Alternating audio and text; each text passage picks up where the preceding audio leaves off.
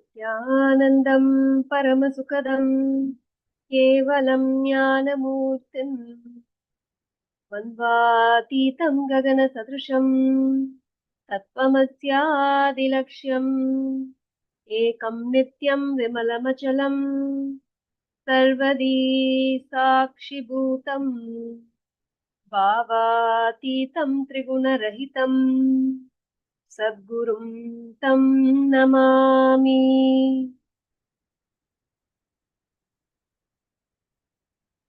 Nithyanandam, and welcome everyone for yet another live program during this 45th Chaturmasya celebrations of our beloved Swamiji. Every single day, we have been listening to various satsangs from Swamiji, powerful cognitions on different aspects, different dimensions, and that is enlightening us. We've seen different paths to enlightenment, whether it is seva, whether it is knowledge or bhakti or following the Guruvag in various aspects. Today, we will be listening to the importance of bringing up children who would be the new generation, the future of our entire world. As we can see, as we are learning different knowledge that we are learning from Swamiji. Swamiji is not just enlightening us, teaching us only spirituality or enlightenment. Literally, Swamiji is giving us the knowledge of the microcosm as well as the macrocosm. Whether it is the Jiva, Jagat or Ishvara, that is the self, the world or the God. The entire cosmic knowledge Swamiji is revealing to us. And more we realize what we have learned from the society is not really learning. We have been misled, misinformed and suppressed, and leading into a very dangerous future if there is. Today we will be learning from Swamiji about the new generation, the next generation that has to become the new generation. Swamiji says most of the world's population, the majority of the world's population is youth, and that is the most untapped energy in the world. Now, how do we tap that energy into conscious beings? That science also Swamiji has taught us. Today we have a very special guest, Dinesh Rathore, one of the founding fathers of KAILASA, a dedicated volunteer, a Pujacharya from KAILASA, San Jose. He is joining us to share his journey with Swamiji and how Swamiji has inspired him to bring up his kids with this enlightened knowledge. Nithyanandam, thank you so much for having me. It's wonderful to be here. Yes, thank you and welcome to the show, Aya. If you could please introduce yourself. How did you meet Swamiji? How did this journey begin? Sure. So my name is Vinesh. I live in San Jose with my wife and two young boys. I'm a Pujacharya, as you mentioned, in the San Jose Sangha here. And, I'm a lawyer by profession. So, I would say I was not like, when I first found Swamiji, I wasn't looking for a guru. I wasn't seeking that at the time, but I was definitely in a strong, place of seeking. It was 2012. That's when I first met Swamiji. And, I had achieved all the kind of big check boxes in material life. I'd gotten a great job. I was working at Google. I was, everything was very good professionally and financially. And I was living in a beautiful home and, had a wife. And so all those things, the important things that, our parents care about and the things we value in our culture, I had checked those boxes. But I still felt like there was something missing. There's something else more that wasn't there. And, I had, always been interested in spirituality and philosophy and religion and those things.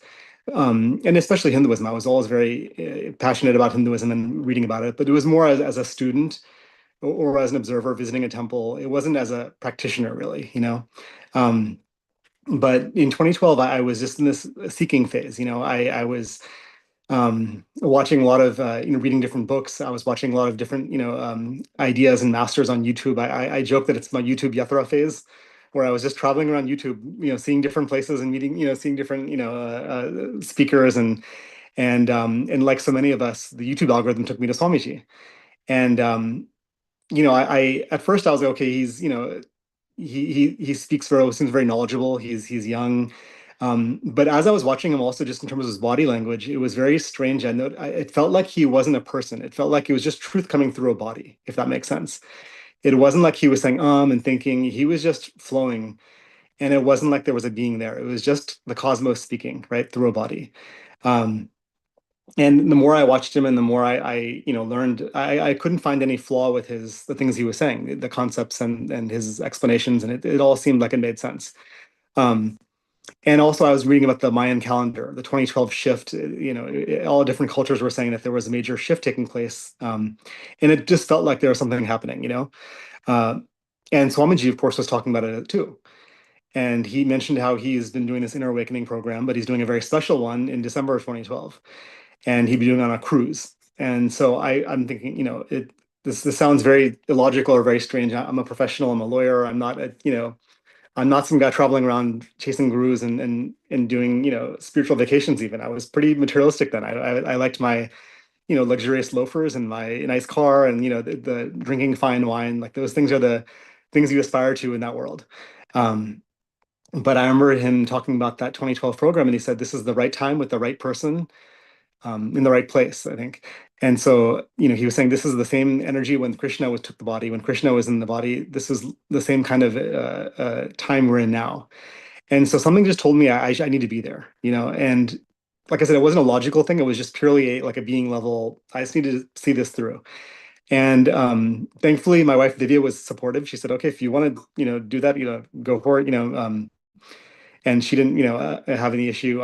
My parents and family thought I was a little bit, they're like, really going on a cruise and guru and, meditation cruise. What is all this, right? What is Vinesh up to in California? But, I just decided, let me just go. I need to go and see this firsthand and see it through. It just felt right. Um, and I went there and it was a very, again, surreal experience. You see darshans and you see people having Kundalini awakening and it's all very a lot to take in, especially as an outsider seeing it for the first time. But it was very profound too. There was something going on, and Swamiji would perform different pujas himself. He was doing, all those things he was doing. Just, he was conducting everything.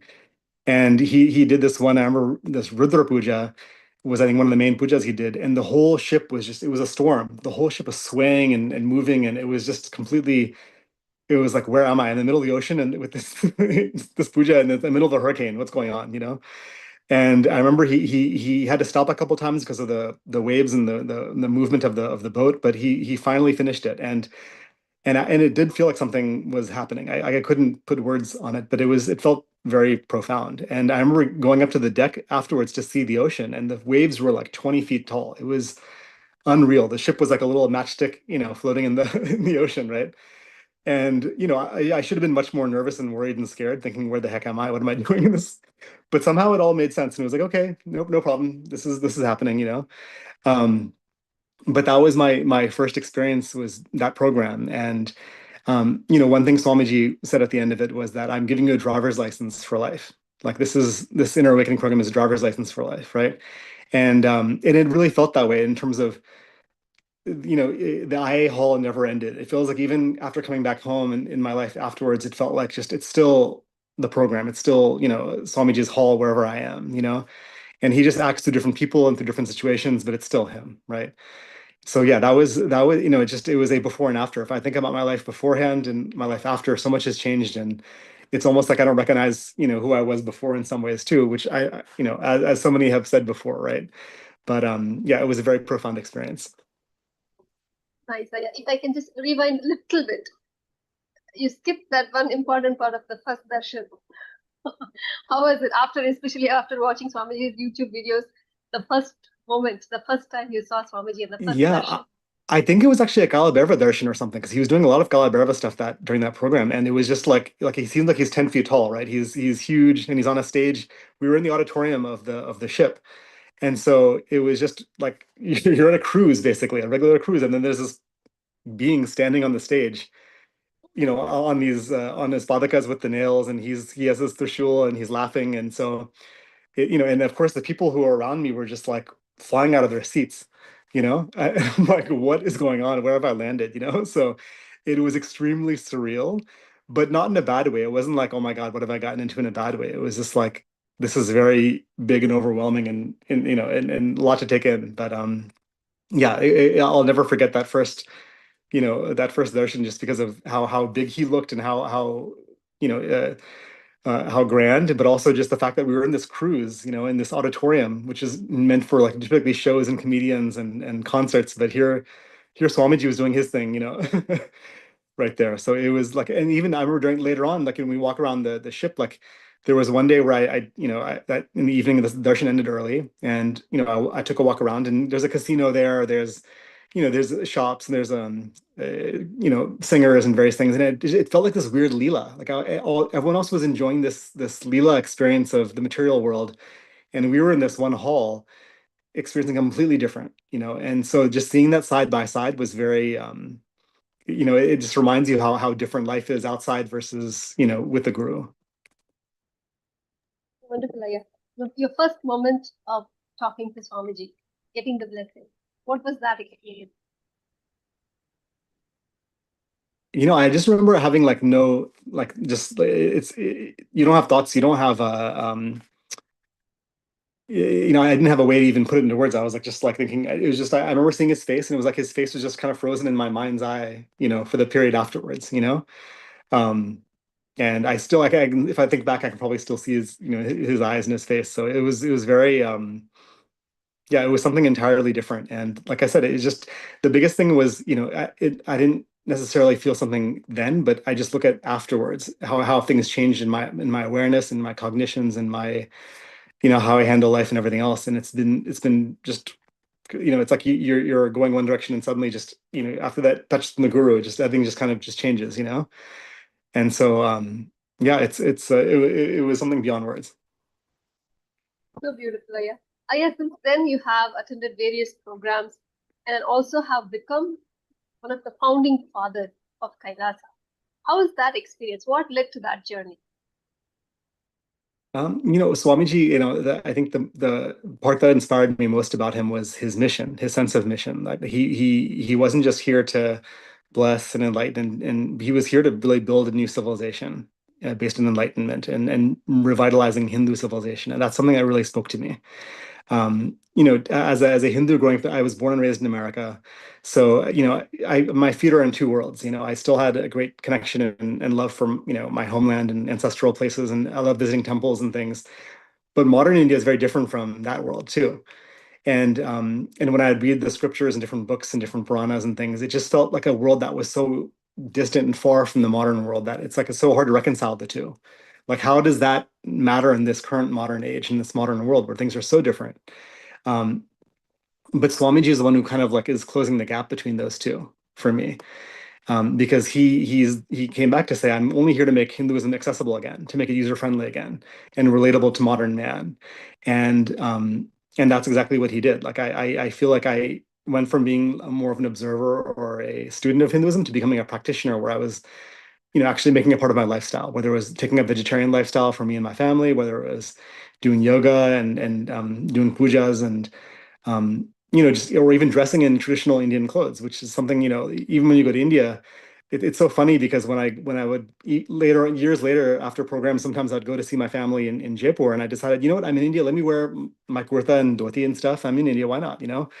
And when I saw my family there, you would think an alien landed.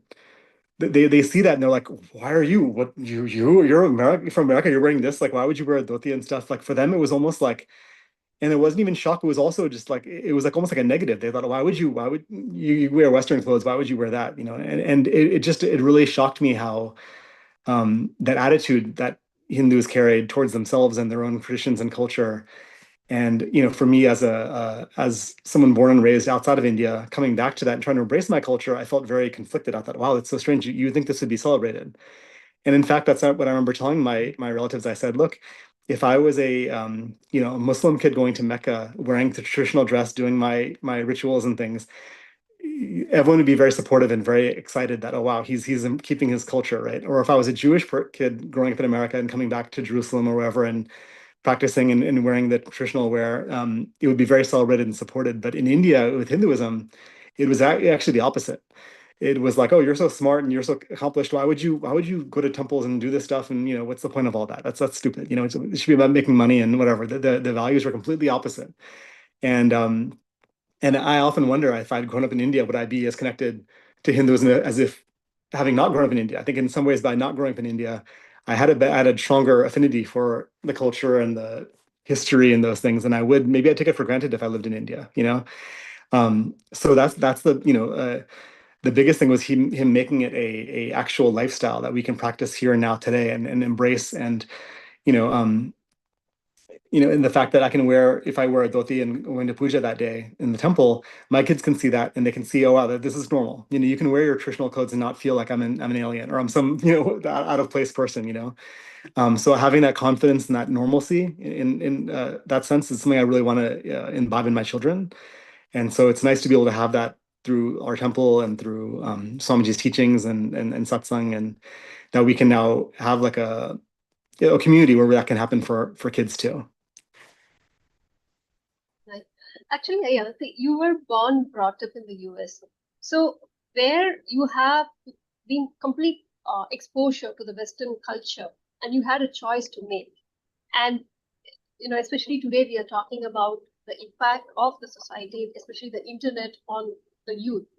You had the exposure to everything. You had the choice.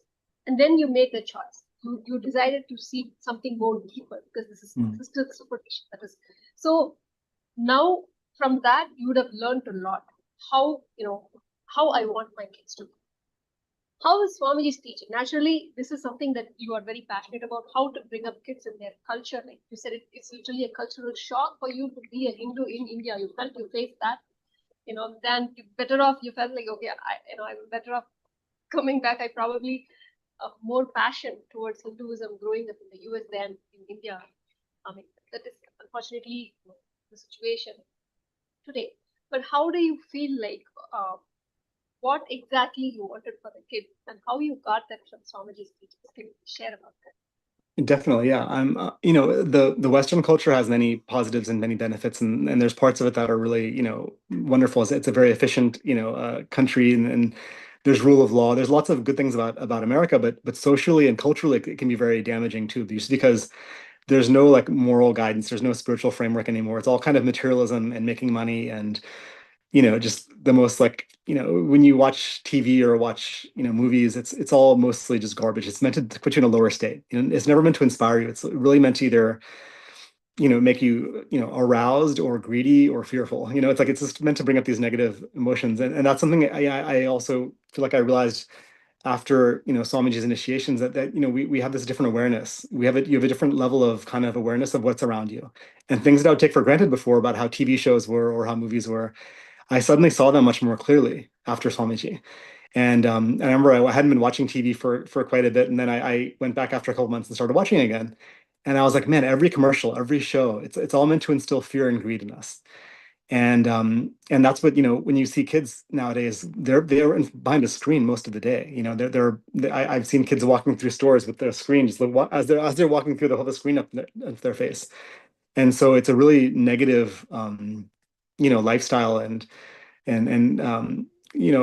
mindset of all these things give us. And so I became very aware that, wow, now that I have kids, I have to think about what am I putting in them, like what are they gonna imbibe, and what will they take as their cognitions. And so that awareness has been so important because Swamiji, I think it was the first I've been to a few different programs, and it's hard to remember where I heard which parts, but I think it was maybe in Haridwar. He was talking about completion, and the example he gave was about how when you take a candy from a child, that child will struggle for breath.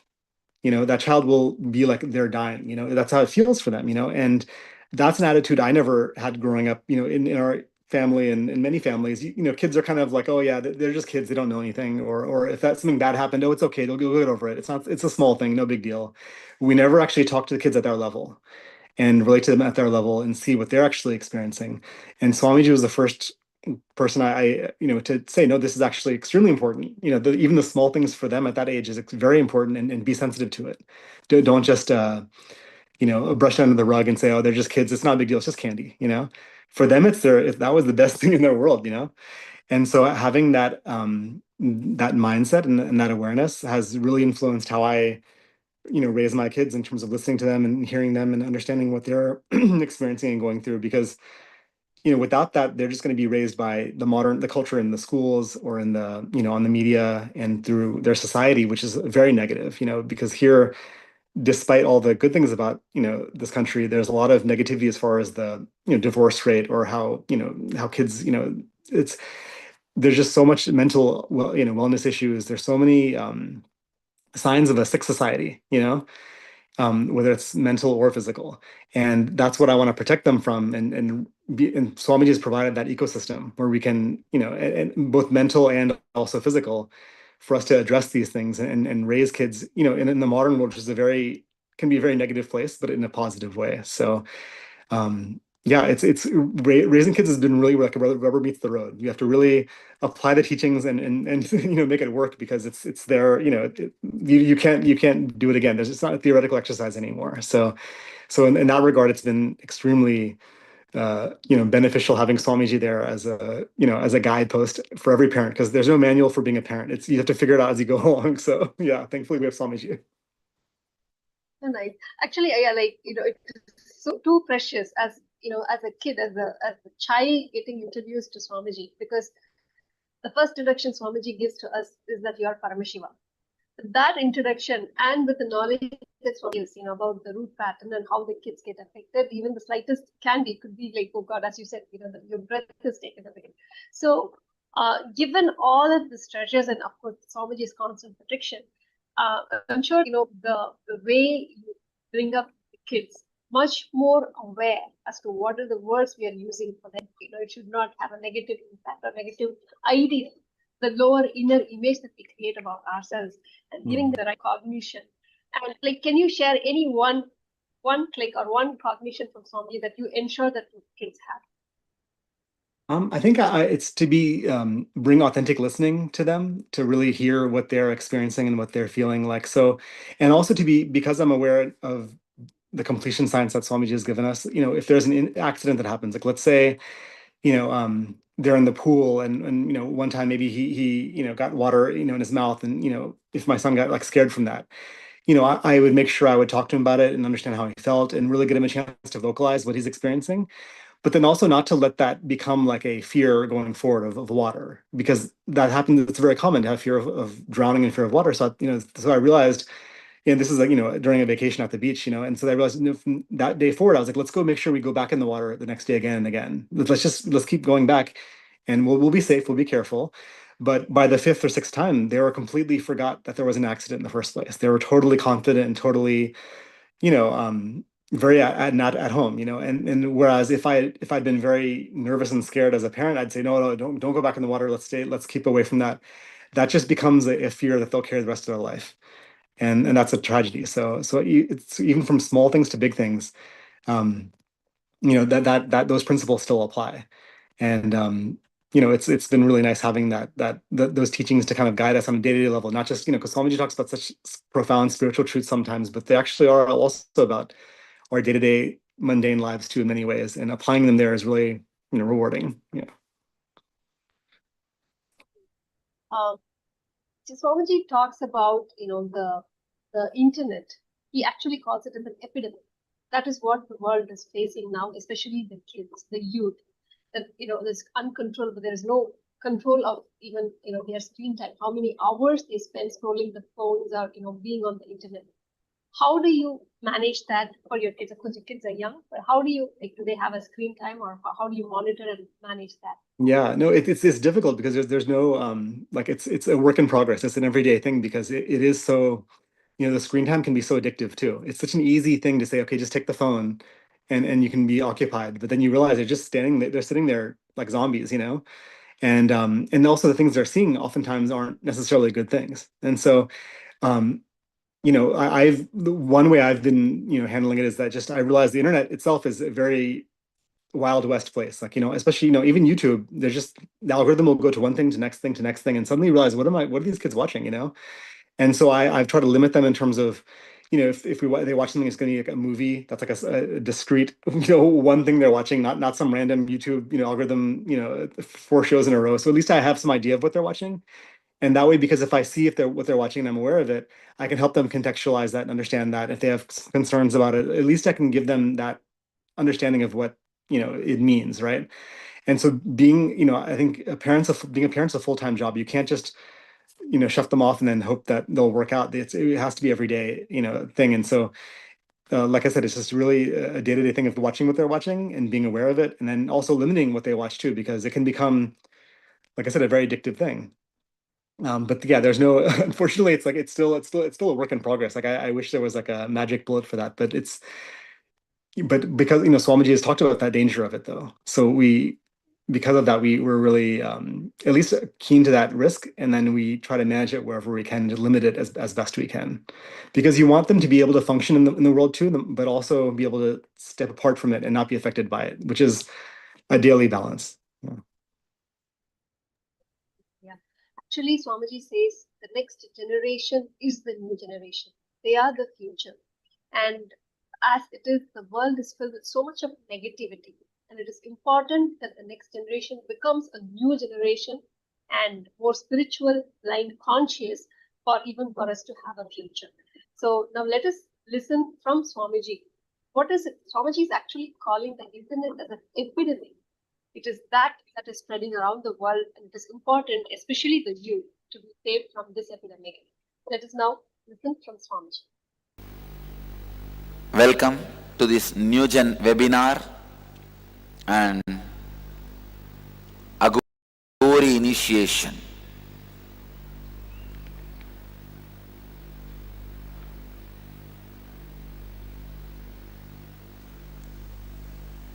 New generation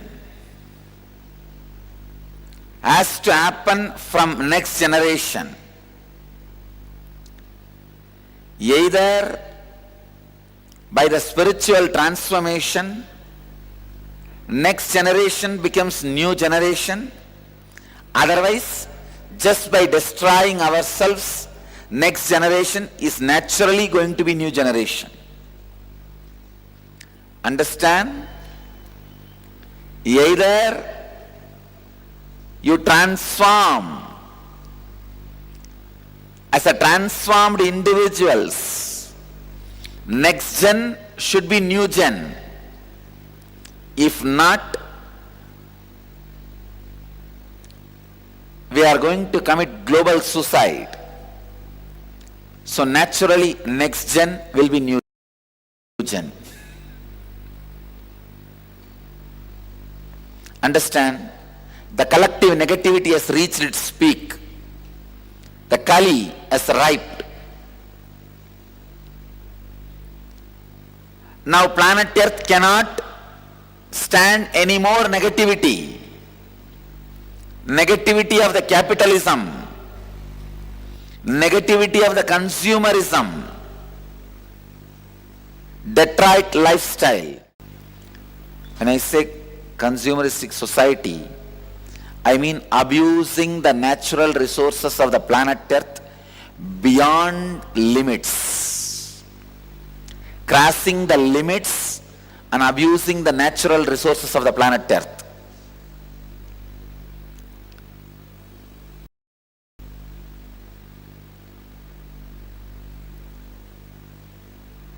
Empowering individuals without giving them intelligence. Planet Earth is already filled with too much of negativity. Planet Earth is overflowing with negativity. It is not possible for the planet Earth to be alive anymore with this same trend. And the infrastructure to destroy the planet Earth is created beyond limits. Just one mad fellow becoming president or a prime minister or head of any one atomic power state is enough to finish off the future of the globe, future of the humanity.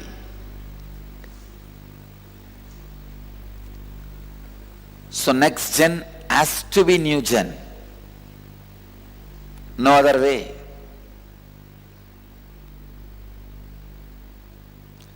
If you are not going to transform spiritually and nullify the collective negativity, we are going to commit global suicide, and next gen will be simply new gen. Somebody asked Einstein, how will be the fourth world war? He said, if there is a fourth world war, it will be with the stones. Because third world war will finish the planet Earth. Only next human civilization, fourth world war can happen. That will naturally start with stones.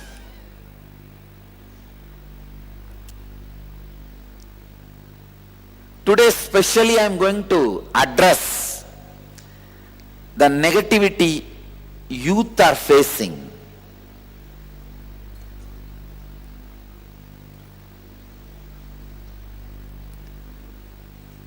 Today I am especially going to address and give even a kriya to get out of the worst and dangerous epidemic humanity is facing today. Degeneration of the youth.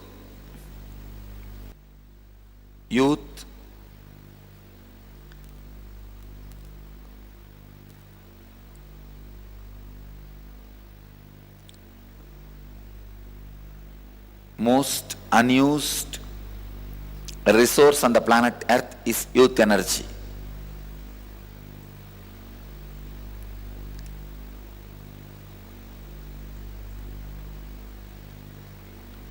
Never ever planet Earth was in this crisis. First time planet Earth is facing this crisis.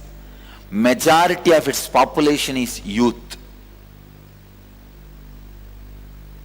Wild, violent. Please understand, always planet Earth was in a position where more than 50% of its population was elders, matured, whose blood has become cool, stable. First time planet Earth is in a position where majority of its population is youth. Please understand, India, youngest country in the world. You need to understand my word, not as per the history. As per the history, this is the oldest country. That is different. Youngest means the huge population, youth, between 18 to 40. China, second youngest country. US, all these three countries, more than their 50% of population is youth. It means practically half of the planet Earth, more than half of the planet Earth is youngsters, youth. Never ever planet Earth faced this crisis. So much of power, the decision-making power is handed over to youth. It is now youth who are going to decide to make or break the planet.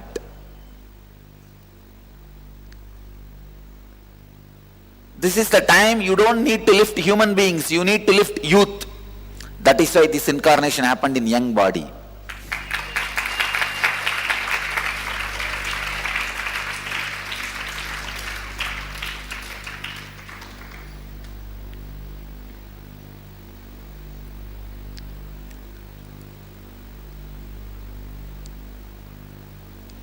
$243 million individuals are between 10 to 19 in India.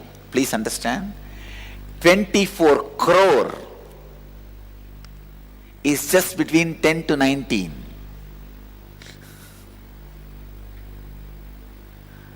And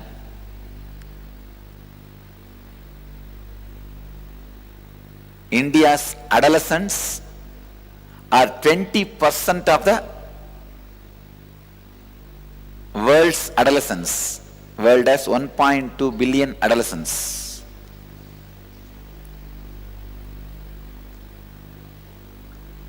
Anyhow, understand.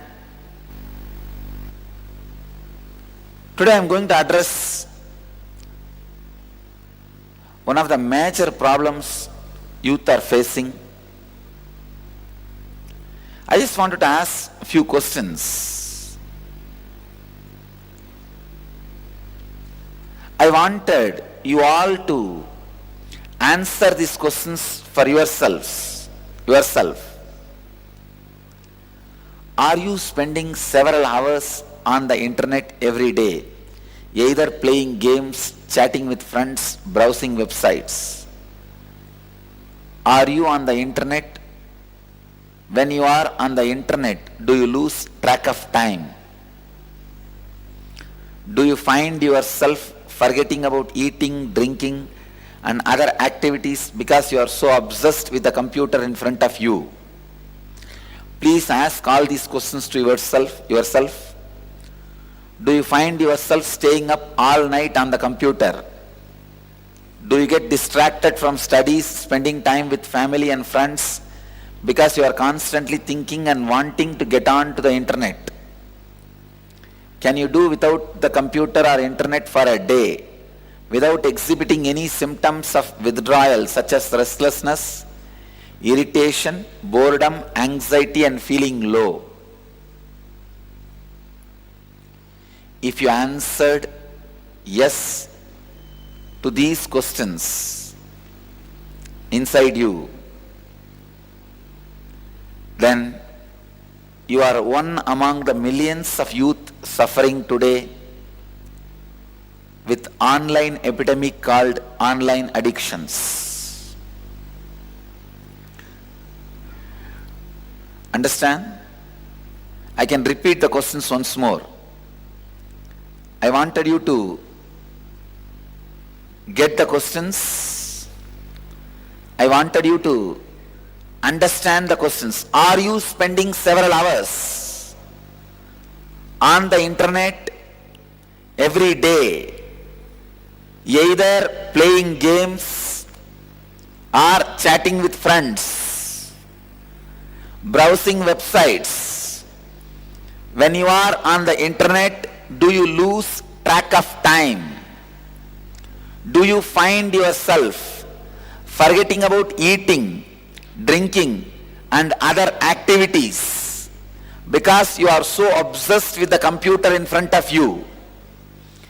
Do you find yourself staying up all night on the computer?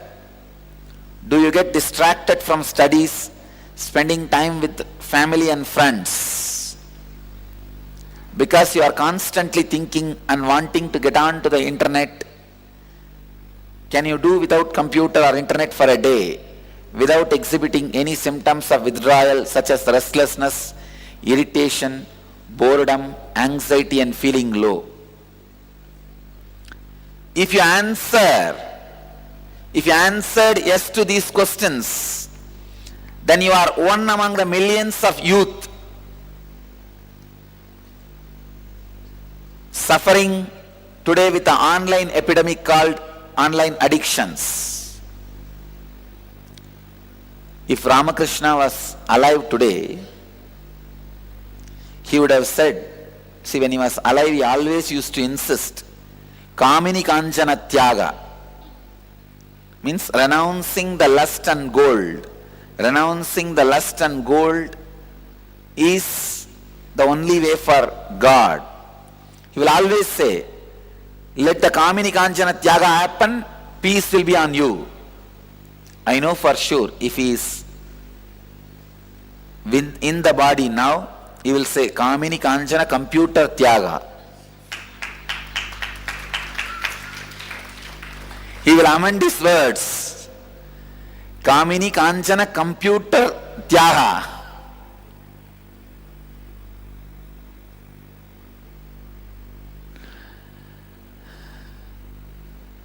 Understand, these online addictions are becoming one of the major problems of the youth. I can define this online addiction. Uncontrollable and damaging obsession and use of internet technology which can deprive your health, relationships and fulfillment in life. Please understand.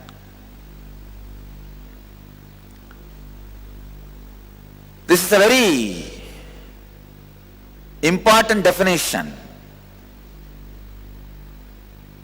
I can define the online addiction in my own way. Please understand. Addicted to anything which is not being experienced by your senses directly. Please understand.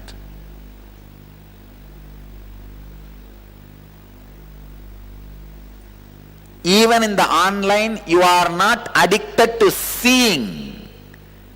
If you are addicted to seeing, then it is directly the senses. No, you are addicted to the emotional chaos which happens in you, the emotional roller coaster which happens in you by the fantasy of seeing. Please understand. Seeing things in the internet and computer is not like seeing. It is not even the pleasure of your senses. No. It is not even pleasure of your senses.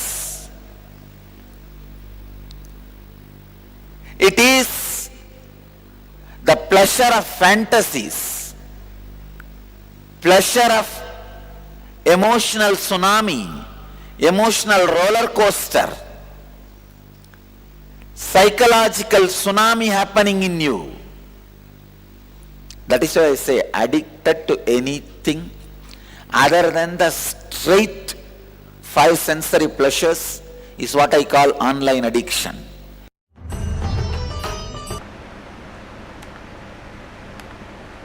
Yes.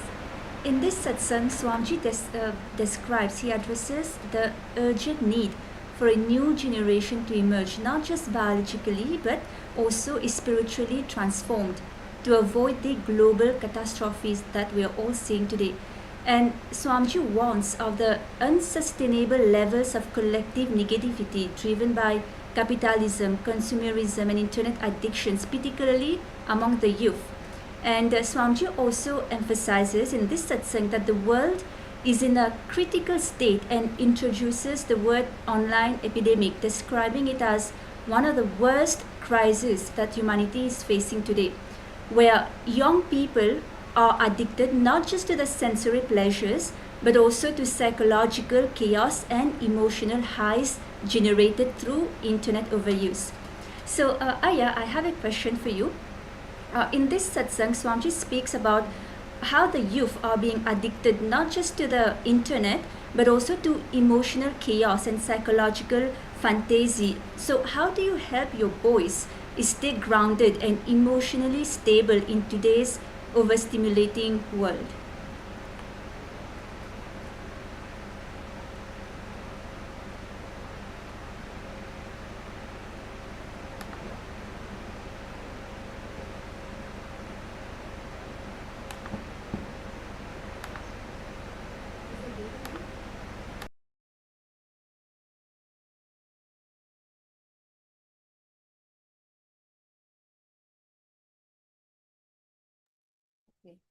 Sorry, apologizing for the technical glitch.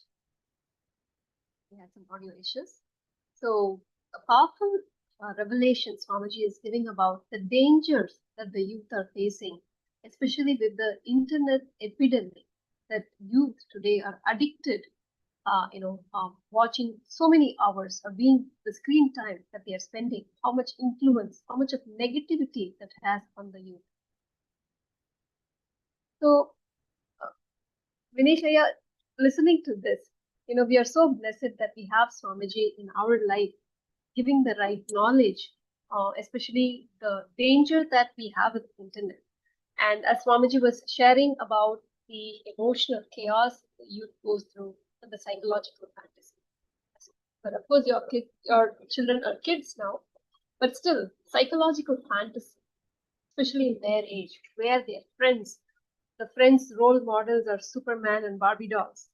Your kids, how are you bringing them up, especially having the ultimate hero, Swamiji, as the role model in their life?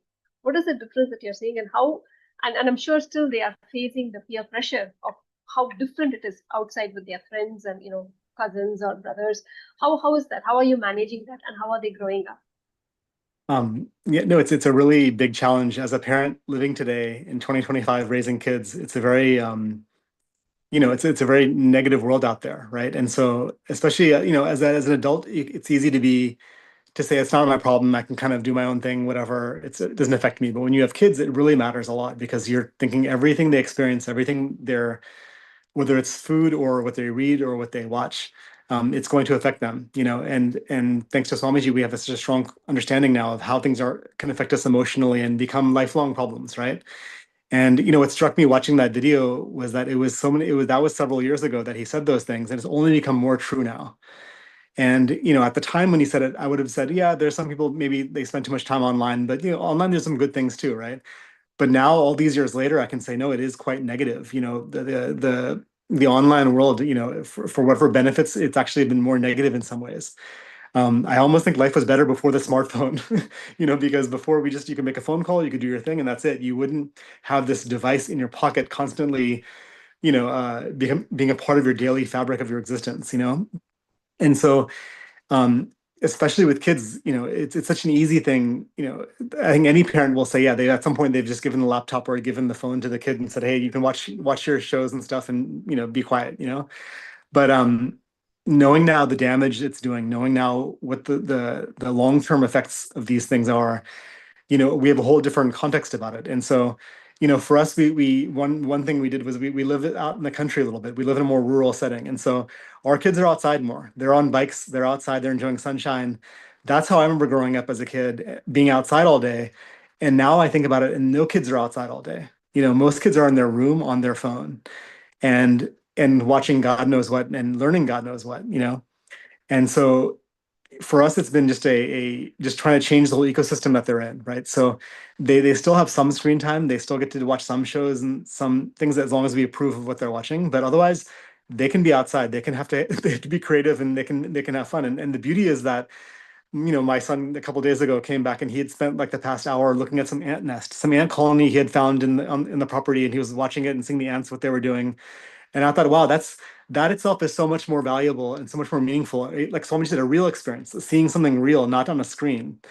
That's so much more valuable as a childhood memory than some show he'll forget, and never remember again. So, like I said, as I've said before, in earlier questions, having that new awareness that we have of these problems and what the long-term damages of these things, and especially for youth, it's completely shifted our approach as parents for how we handle them. So you are part of.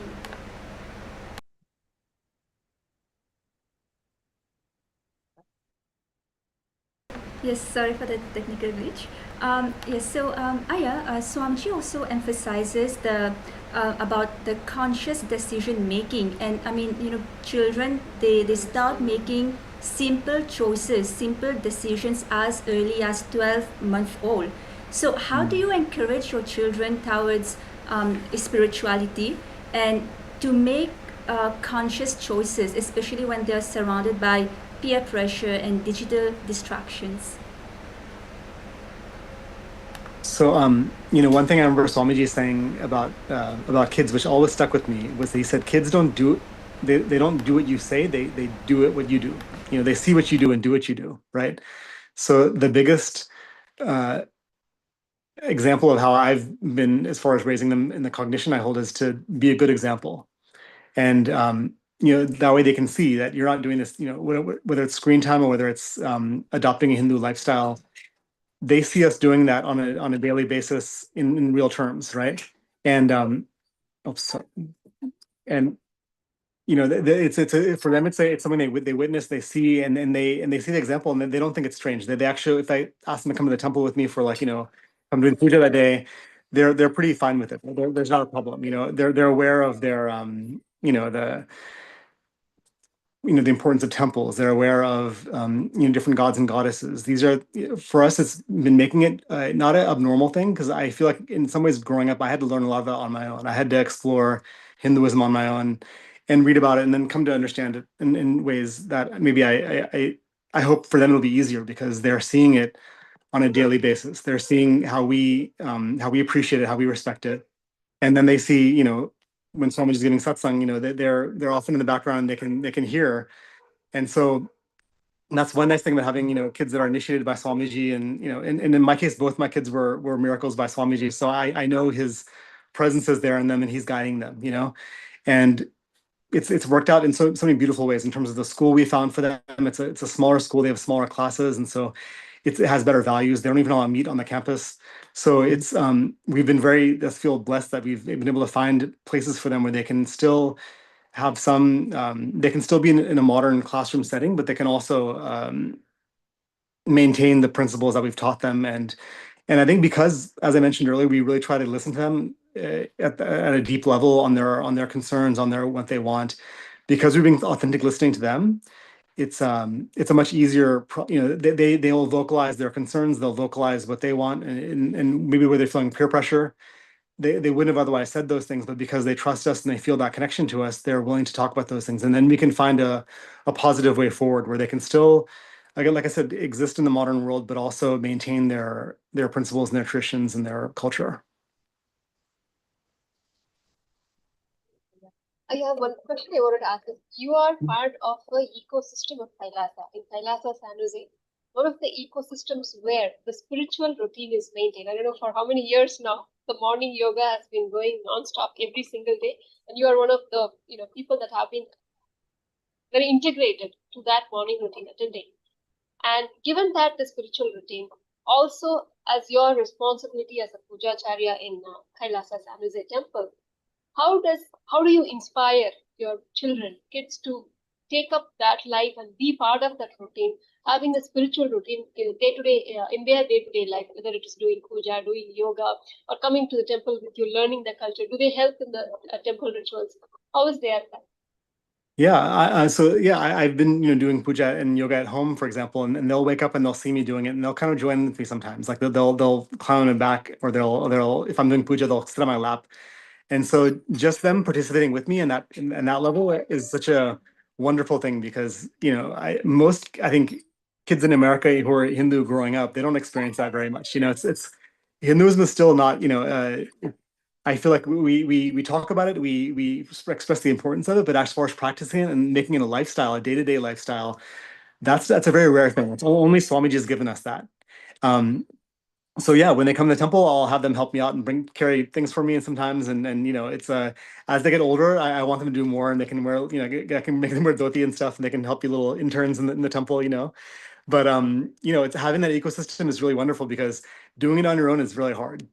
It's really tough to kind of maintain not just the lifestyle, but also having the right cognitions and ideas about how to apply to their lives.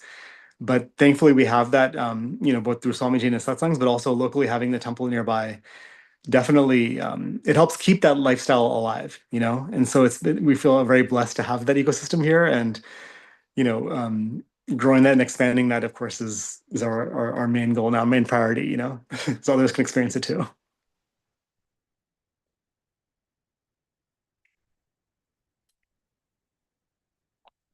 And yes, so beautiful, Aya. And also, Aya, you've mentioned that how you had to learn in order to be able to better guide your kids.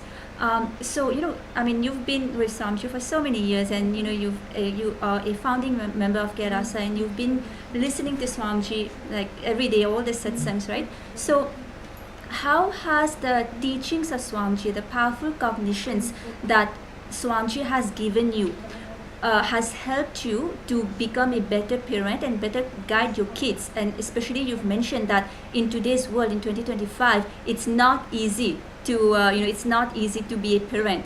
So how has Swamiji's teachings, powerful cognitions that he has given you, helped you? So, it's there's so many examples. I mean, even from the smallest examples, I remember Swamiji saying that it's a good thing to have your kids, sleep in your bed, to be near you and share share the bedroom with them. And so we've done that, and we've done that for several years, and I think the kids are so secure now because of that. They feel so close to us, and they feel that sense of just closeness that I don't think they would have if they were kept in a separate room right away. So there's things like that are just small examples, but have big effects. But there's also, ideas like Advaita, where, when you see that your kids are an expression of you, I mean, not just biologically, but spiritually, they're an extension of you, it changes how you approach them and how you handle them, because you realize if I need to change them, I need to change myself first. There's something in me that I need to address, and what's happening outside is a reflection of me. That's happened so many times now where I've seen that, and I've realized, oh, okay, that's maybe if they're on the screen too much, maybe I'm on the screen too much too. And I need to fix that in me and change that, correct that. And then, sure enough, by doing that, things just, evolve on the outside too. And that's something that's too huge. It's like literally the experience of Advaita in your mundane day-to-day, existence, which otherwise is a very profound, big philosophical concept that when you read about it in books, which I had read so many times in different books, but to actually experience it and to see it and feel it and apply it in your life on something as simple and real as raising kids is really profound, and something only Swamiji, can offer. Yeah, how is your family related? Or the whole family is connected and devoted to Swamiji. How is the experience for the kids, especially having Swamiji in their life? How do they connect to Swamiji? How do they relate with Swamiji? Yeah, I see him in them too. Like they have a certain spark in them that I don't always see in other kids, and that's true of, I think, any kid that grows up around Swamiji. They just have that. It isn't. There was one time I remember, a few years back when we were, maybe it was during one of the first Paramashivam programs, and Shivraj was running around like naked behind the screen, and I'm like, oh my God, I'm like trying to grab him and put some pants on him because it was a hot day, it was summer, and I'm sure Swamiji would approve. He likes to raise a kid should be natural, right? So he was like, so I was like, no problem. But then of course he passed by the screen, and so I'm like rushing, trying to grab him and put something on him. And then Swamiji made a comment saying, "Oh yeah, I see, Vanesh's son. You think he's just playing around, but he's hearing every word I'm saying." And I thought, wow, he's Swamiji's like, he's clearly watching everyone, and even if the kids are just there passively while the satsang is on or darshan's happening, I know they're affected. I know they're experiencing it, and I just see it in the joy they bring to others, and the kind of the spark they radiate. Because every teacher who's had them, every class they've been in, every teacher says, "Wow, these kids are so magical. They have such a beautiful light in them." And that's a light that, again, it's because Swamiji sparked that in them. And so, like I said, we feel very, very blessed to be able to raise kids around, with Swamiji in our life, because otherwise it's a really, really challenging task in this world. But so far they've been, it's been such a blessing to have them around and have this time with them. And it's parenthood's one of those things where it's like you forget what life was like before. It's like Swamiji in some ways, before Swamiji you can't remember that life. I can't remember my life before kids now, because I thought, wow, it's so much free time. I used to go places and do things, and I could do whatever I want. Now it's like you're constantly focused on taking care of them, but Swamiji also says life is for others. And there's something about that when you have to raise kids or raise animals or whatever, when they're dependent on you, you really grow a lot, and you experience so much in that. And it's really beautiful to experience those principles and those teachings in the day-to-day life with something as simple as interactions with your children. So that's something that we can really appreciate, those of us who are close to Swamiji, that he's given us. Definitely, definitely that assurance we have from Swamiji. So actually, Swamiji, we have been listening to this webinar for the internet epidemic, the message that Swamiji had for you. It's a very powerful message and what Swamiji has to say. Let us now continue to listen to the satsang of Swamiji.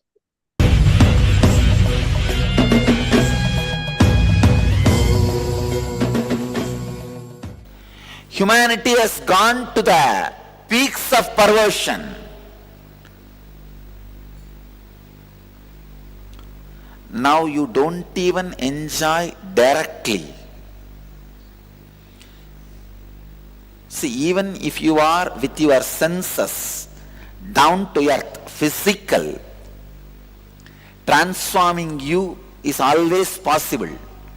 The possibility is always available.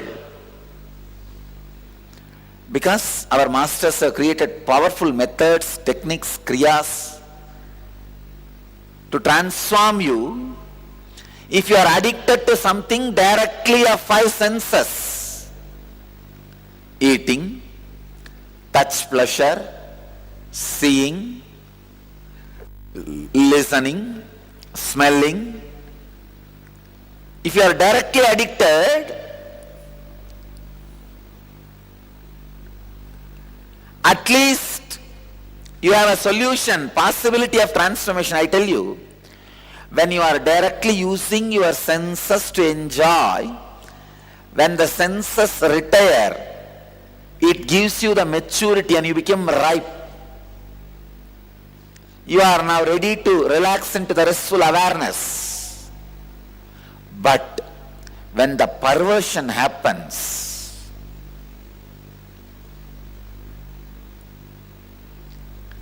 human beings get into the space where curing, transformation, healing becomes almost impossible.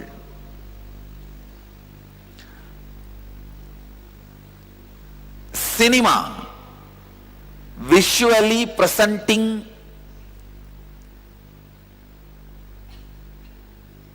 some concepts to you. Cinema brought one of the major problem to humanity, old age sexual perversion.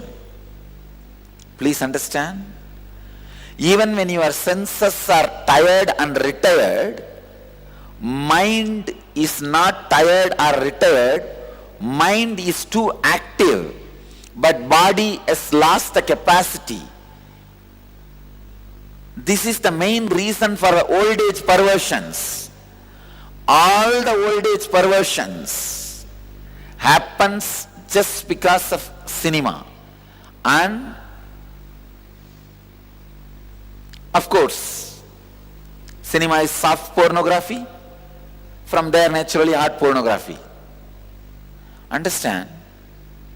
If you stop with the natural growth, you take birth, you assume a human body, you get physically matured, and you enjoy all the senses and pleasures, and you grow, your body is tired and you retire, you will be out of the need for pleasure.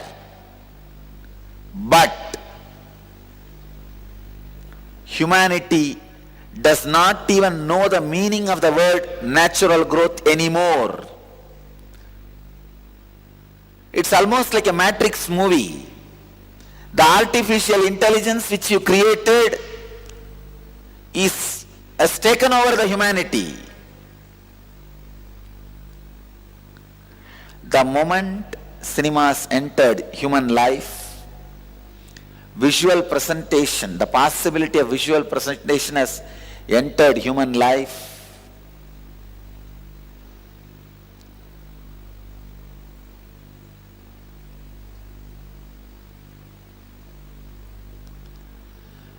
The old age perversion became part of lifestyle. I can tell you. Now, with the internet entering into human life, becoming part of the humanity, one of the worst perversion is happening. not just old age perversion, youth perversion. I tell you, billions, please understand, I am not using the word millions, I am saying billions have become psychologically impotent. They are no more qualified, capable of living their life. They are no more capable of living their reality. They lost connection with the reality. Reality is no more part of their life.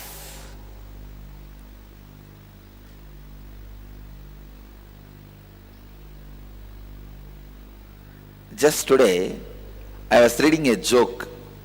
One guy is sitting under a tree reading a book on how to play computer game about golf.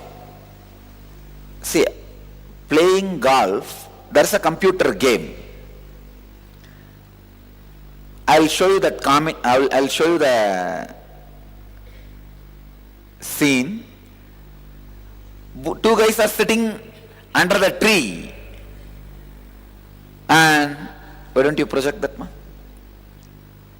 One guy is asking, what did you bring to read? The other guy is answering, it is a book of tips for my new computer golf game.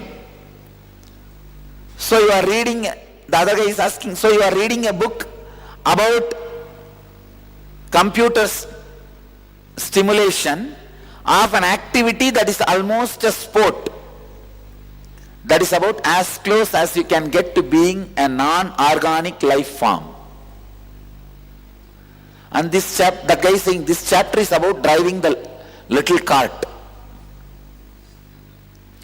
First thing, golf itself is a game for the old people, where you don't move anything.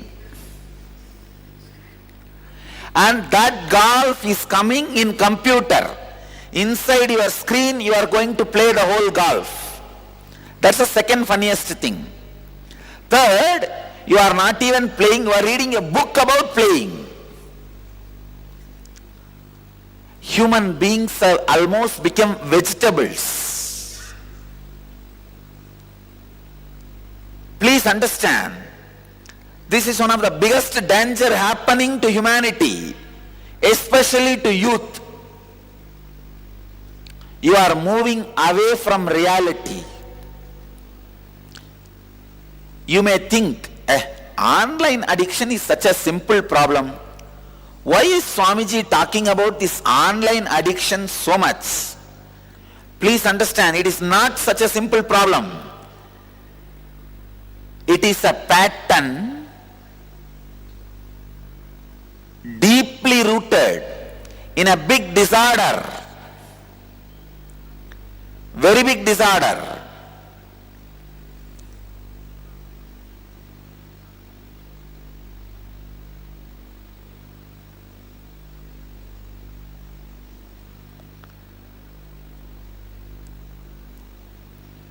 Online addiction is an engram rooted in the deep disorder of not able to be alone. Please understand.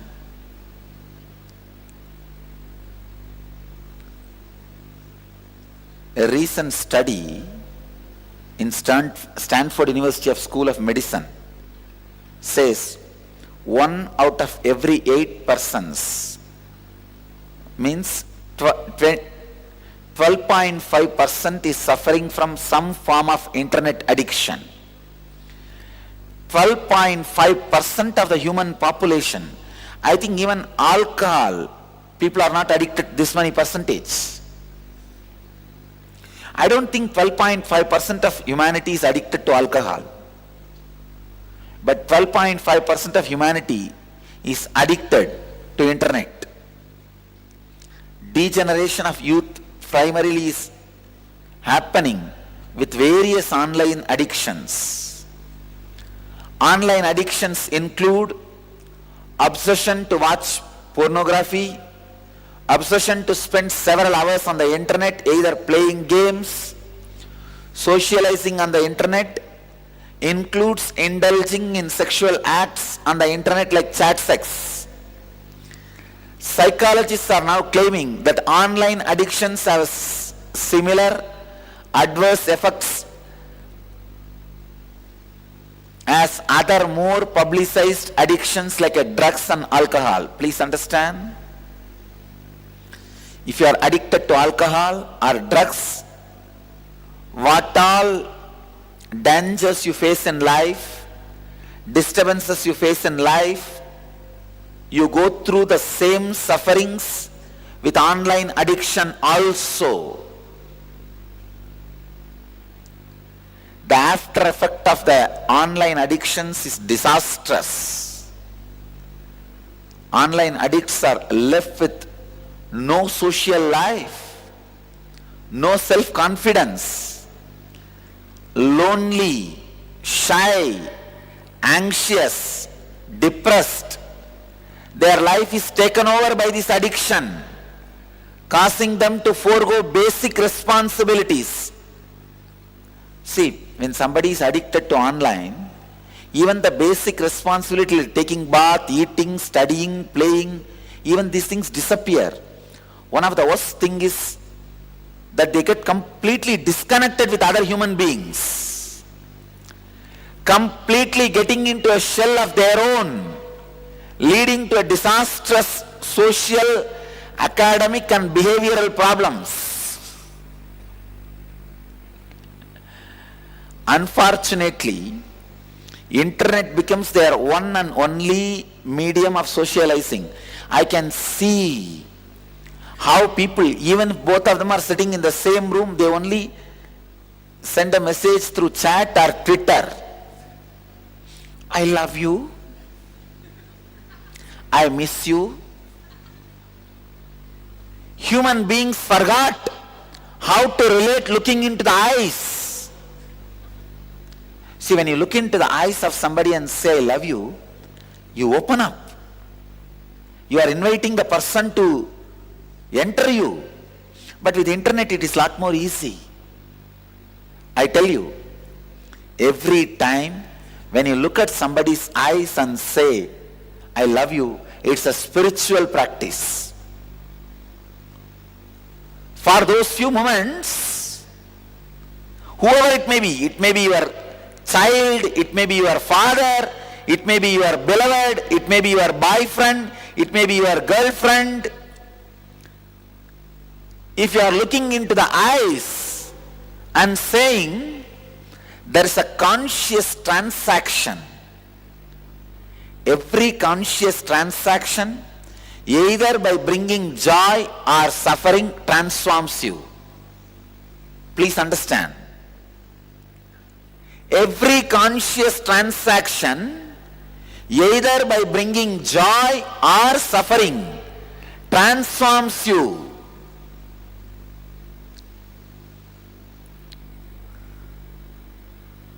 But understand, when you are on the Twitter, I love you, I miss you, you are the most handsome man in the planet Earth.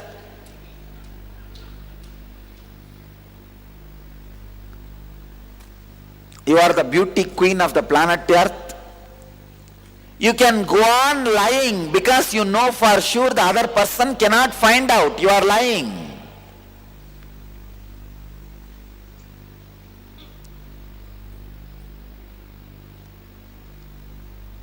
I receive like this hundreds of tweets. But I always ask them, thank you for the compliment, but do you really mean what you say?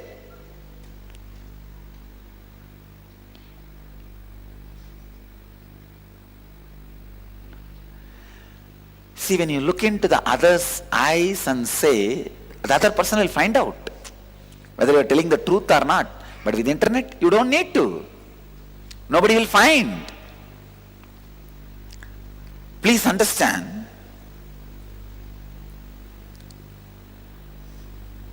You completely get disconnected from the reality. That is one of the biggest problem. You don't know real love. You don't know real fear. You don't know real greed. You don't know real jealousy. I tell you, only the real fear can be transformed. Real lust can be transformed. Real jealousy can be transformed. Real love can be transformed.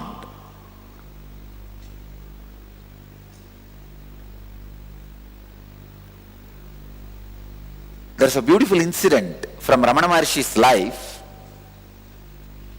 Ramana Maharshi was lying down on the couch. Somebody goes to Bhagavan and says, Bhagavan, please give me a little sacred ash. Bhagavan says, it is there in the cup, please take it. It is there in a small coconut shell. He says, please take it. The devotee says, no, Bhagavan has to give from his hand. Ramana Maharshi says, that hand and this hand, both are Bhagavan's only, please take it. Then the devotee is not ready to listen, he just gets that vibhuti, puts it at the feet of Bhagavan and takes it. Bhagavan laughs and says, you are not touching the real Bhagavan by touching that feet. You are only touching the house of the Bhagavan. Understand? He says, even while Bhagavan's feet was touched, he says, you are not touching Bhagavan by this. You are only touching the house of the Bhagavan. Even touching the body, he says, is only a perverted understanding of touching you. If somebody touches your body and says they touched you, please understand, it is only perverted understanding. It is not straight touching. Now, one of the biggest addiction for the modern youth is kissing the home page of your boyfriend or girlfriend. See the perversion from which limit going to which limit. Here is Bhagavan, even if you touch his feet, he says you are touching only the house where I am living, not me.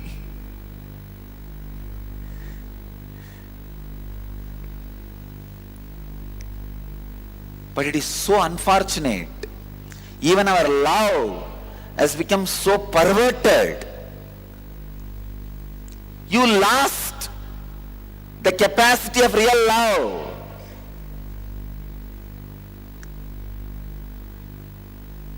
Internet became a place practically where you live. And not only that, please understand, you build pseudo identities.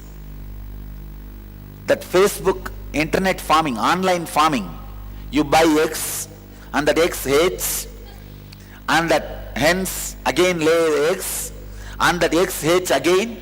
You go and feed them online. You practically live. I tell you, unless I go through this, I cannot find a solution for this.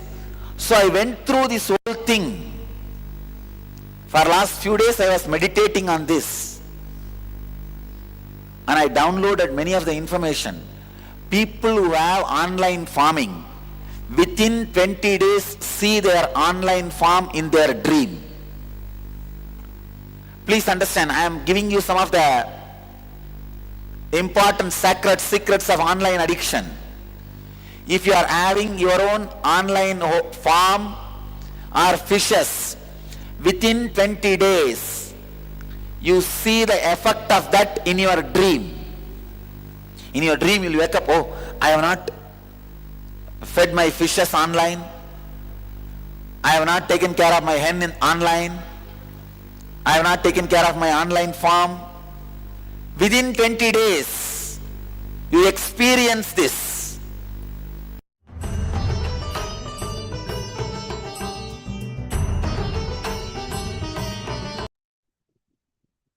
as we're listening to Swamiji's satsang on the internet epidemic, please understand that Swamiji is not just presenting the problem. Swamiji has already given a solution.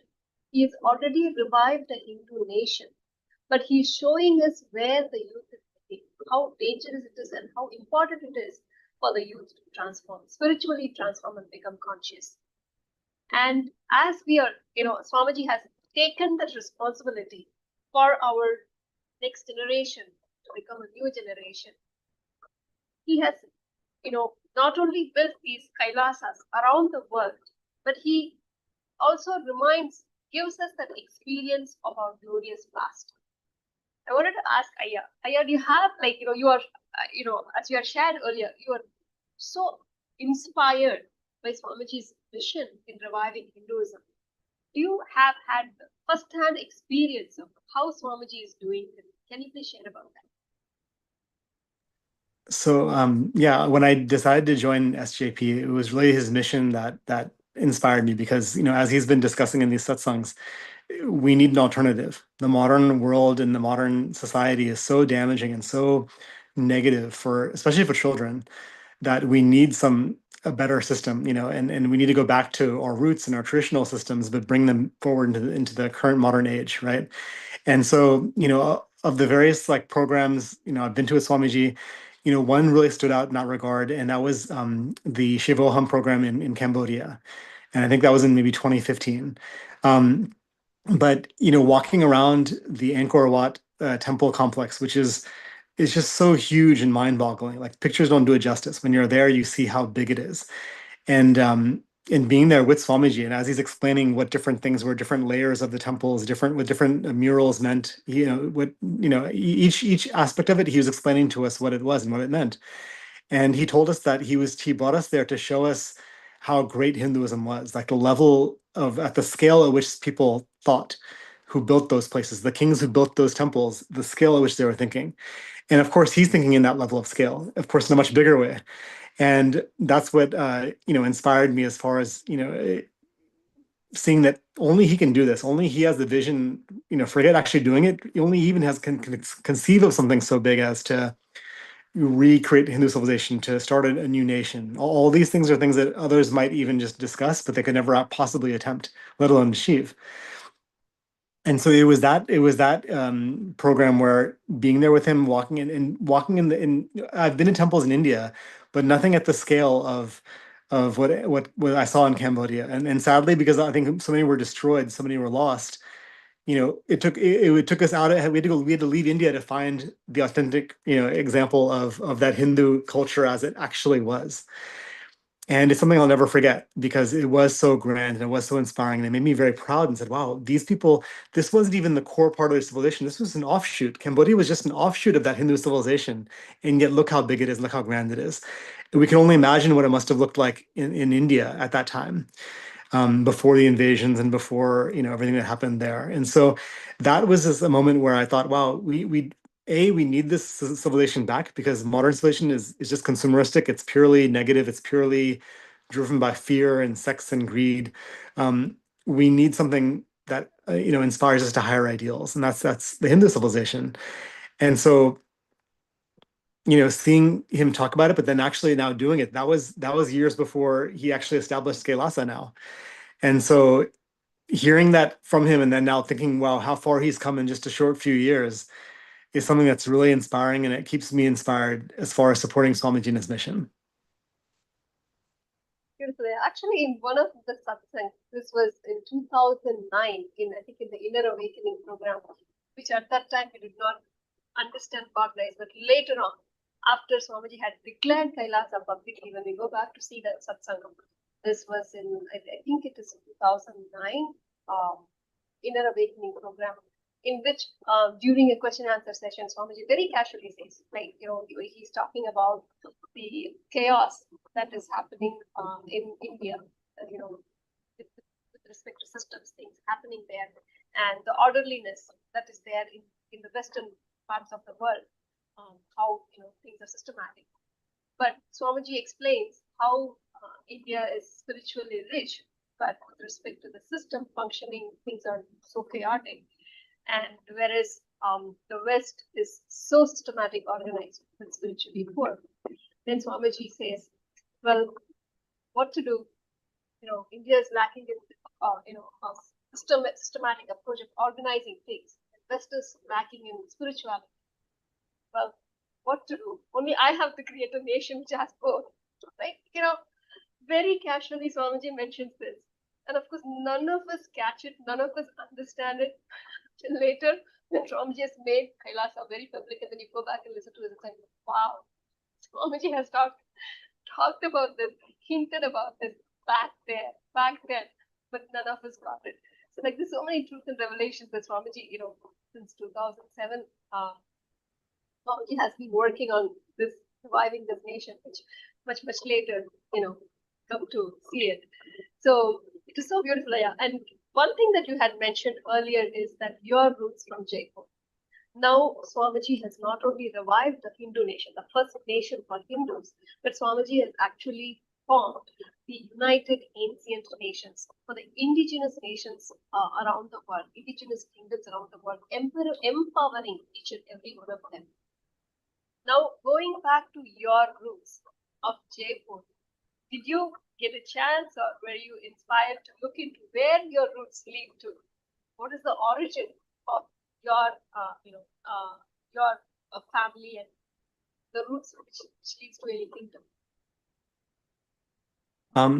That's one thing, when Swami talks about the West, when he contrasts the Western world and India, it's something I can really relate to because having grown up in America yet being Hindu, I can see that distinction. I can see both sides of it. There's parts of the West that are absolutely amazing and wonderful and that you want to maintain and recreate, but the soul is lacking, right? And that soul is what's in India. That sense of that feeling you get when you walk into a temple or when you see these old places. And that's the thing I used to enjoy the most when I would go to Rajasthan, was I'd love to go to old forts and I'd love to go to temples.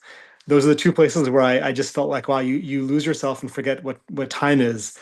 Because when you go in these places, you think, wow, who made these? Who could even think about doing these things? And what society built these things, And then, of course, you contrast it with modern India and you see, wow, look at how far things have come and how little it's appreciated, So in that regard, I can really relate to what Swamiji was saying about that need for that to merge the two and to create a Kailasa, which only he can do. And yeah, I mean from my own side, yeah, I going home to Rajasthan and going and seeing those ancestral places, that was definitely a you could just feel it, even though I didn't feel, having grown up in America, it's such a different place, and my Hindi is limited. It's not perfect, but so I definitely felt like I feel like a foreigner sometimes as a kid going to India, but I always felt like there's that you can feel it in the soil, you can feel it in the earth, that there is an ancestral connection here. There's your past generations were here. And so I that's probably what gave me that passion for Hinduism growing up and maintaining that connection to it and wanting to pursue it and explore it. And it was only after then meeting Swamiji I thought, wow, no, this is actually real. This isn't just something in books or in museums that you see. This is actually a real living thing. And if we don't act fast, it's going to be lost very quickly too, because if it feels like we are the last generation or two when this society could be completely forgotten and that the connections of the past is completely lost. Because I think about the world my mom grew up in, and she grew up in an actual kingdom. It was a real, it was before Indian independence, and it was an actual independent kingdom. And so I think that, wow, that went on for, she can track back 21 generations in that same place for her family. And I think, wow, in 1-2 generations, it's just gone. And now we're all scattered. And it's just a memory now, it's just a memory and in photographs. So that's not just true for me and my family, but it's true for all Hindu families. The past is a very fleeting thing now. And especially with modernization and like the internet and all those things, it's like, it's becoming it's further and further away, I think, and that's where so the urgency behind Swamiji's mission is there, because if we don't act now in this, and if we don't inspire, the children today to take up that culture and to appreciate that culture and want to preserve it, and practice it, it's going to be gone very. And I'm already seeing it, like I said, happen in my own cousins, and when I go to India, it's just they don't. The things that I appreciated about our culture and the stories that I read and those things, they're not that interested. They're more interested in making money and in their careers and in their jobs, but they're not. The idea of preserving the past is kind of like they don't feel that urgency for them, and I think that they're still surrounded by it. They see it every day. They see kind of, they take it for granted in a way. But I think, it's up to us in the diaspora and also those in India to kind of all come together and really work at preserving it and appreciating it and celebrating it. And that's exactly what Swamiji is doing and giving us the opportunity to do. So, yeah. Yeah. Actually, let us now continue to watch Swamiji, because as he is presenting the danger that the present day youth is in, the importance of spiritually evolving our next generation to become a new generation, that is important. If not, if we are at the verge risk of losing the greatest sacred tradition. And of course, that is the reason why Swamiji has taken that responsibility of reviving Kailasa, the only Hindu nation in the world, taking that entire responsibility in bringing it to the legitimacy so that these ancient traditions and cultures can be revived. Now let us listen to Swamiji and internalize this truths that Swamiji is sharing. Understand? Anything enters your dream, enters your inner space. It is like if a snake bites you in the leg and poison does not get to your brain and the heart and lungs, you can be alive. But the moment poison reaches your lungs or the heart and or brain, you are dead. Online addiction getting into your dreams level means poison is getting to your brain. Really, literally you live with dreaming inside the dream. See, this waking state itself is one dream. In this waking state you have one more dream called dream state. In the dream state now you have one more dream called internet dream. Layers and layers and layers of perversion. Where is the solution? If there is one layer of perversion,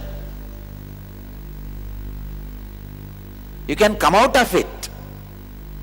But the perversion is going beyond layers and layers.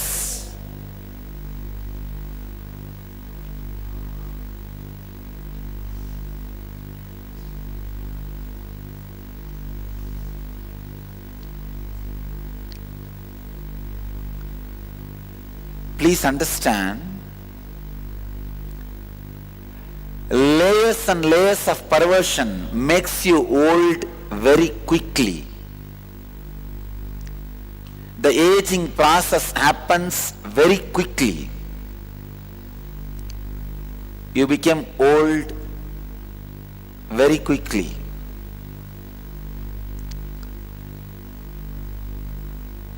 The amount of viewers spending their time and energy and money in pornography, unimaginable.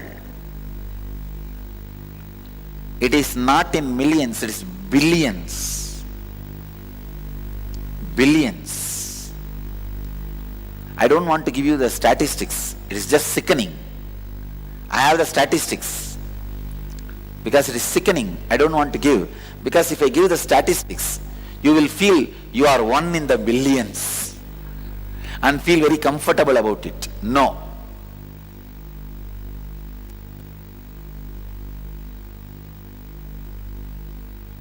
Only one very sickening thing is, average age of a person watching the porn online worldwide is 11 years. Please understand, average is 11 years. Then millions below 11 are watching. That is why average is 11.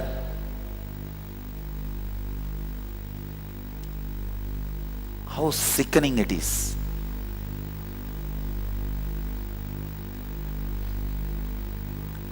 Where are we heading? 20% of men, 13% of women watch porn online while they are at work. And what work is happening?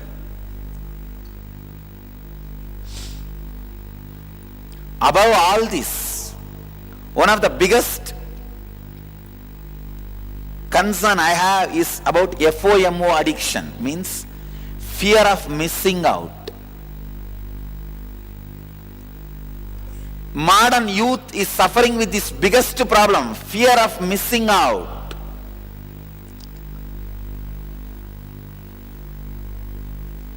Fear of missing out. If I am not there, I will miss that. If I am not here, I will miss this. If I am not there, I will miss that. If I am not here, I will miss this. So try to be all over everywhere. Try to be in the internet, try to be in the Twitter, try to be in the website, try to be in the social networking site, Facebook. Don't miss anything. Fear of missing out. See, the fear of missing out is nothing but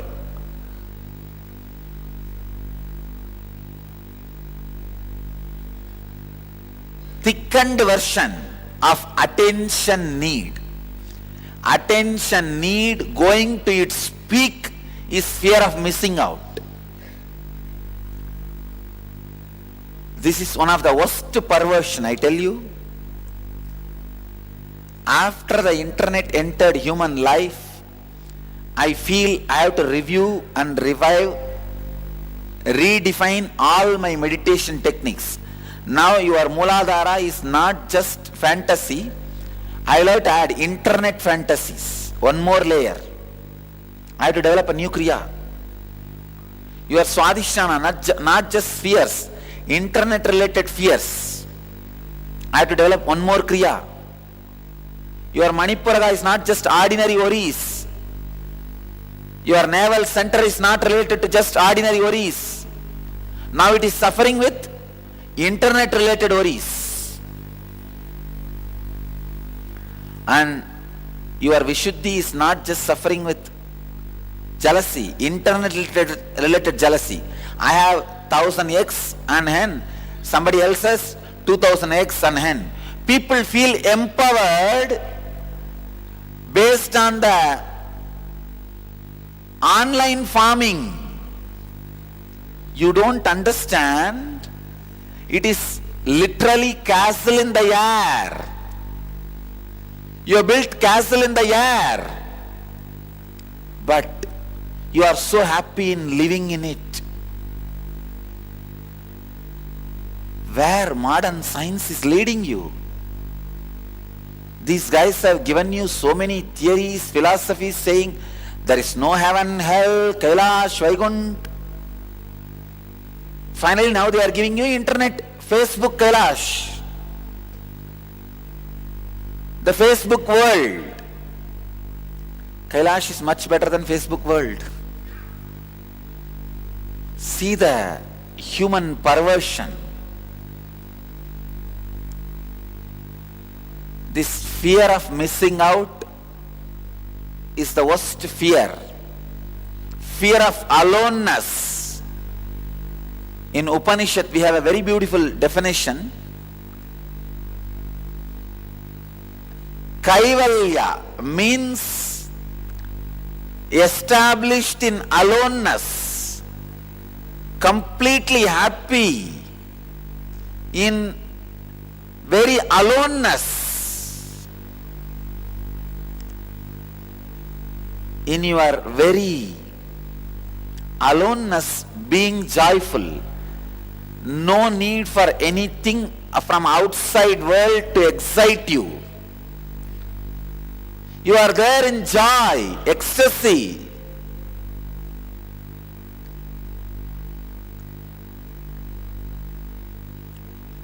Missing that aloneness.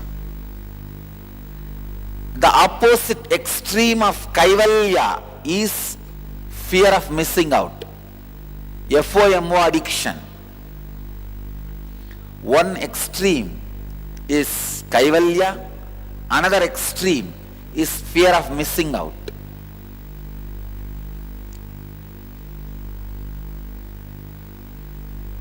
Addiction to the internet is bigger than TV.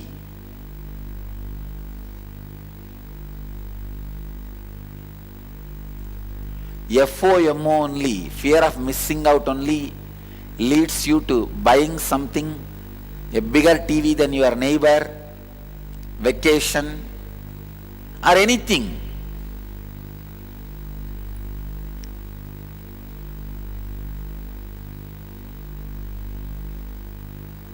This Facebook syndrome, Facebook addiction disorder.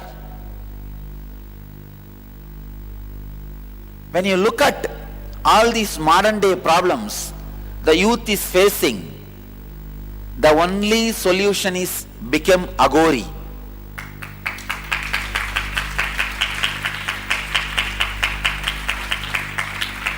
Agori tapas is the only way you can conquer this modern day sufferings and addictions human beings go through. Agori tapas means straight going against.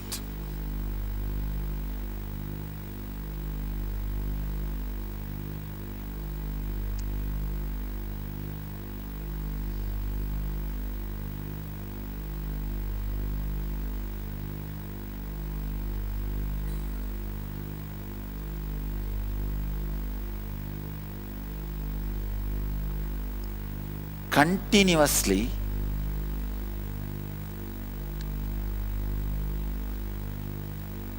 working on bringing self-centeredness in your system is agoratva. The definition of agoratva is bringing self-centeredness in you with strong, straightforward practices is agoratva. I tell you, really humanity is suffering too much.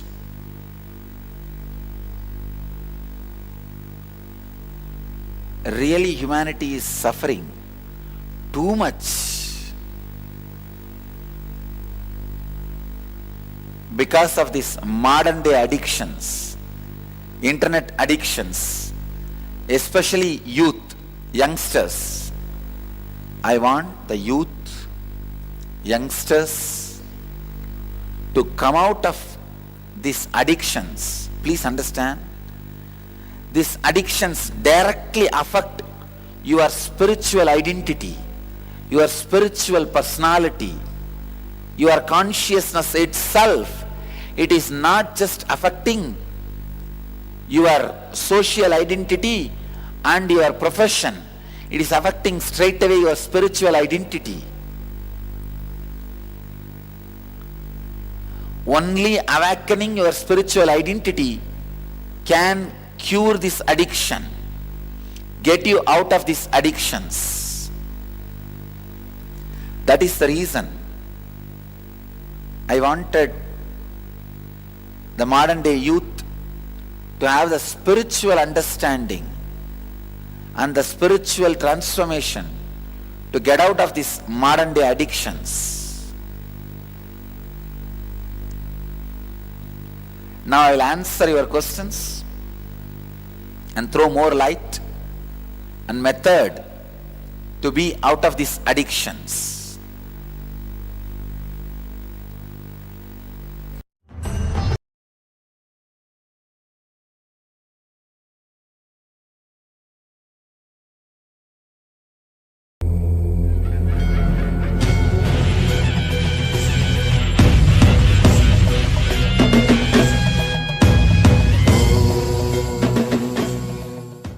Please read out the questions. My teenage son does not believe in God and believes money makes the world go round. Capitalism, that believing in selfishness prospers. He's a school dropout. Please guide me on showing him the right path and bless him to follow a conscious, blissful life. Some of his classmates are threatening parents with suicide and bunking classes to go to the hookah bars and boozing bars. It's a very frightening situation where our youth are heading, as they believe only what they see and proud of their logic and overconfident of the knowledge from TV and internet. and false achieving from winning computer games. Let me read the question.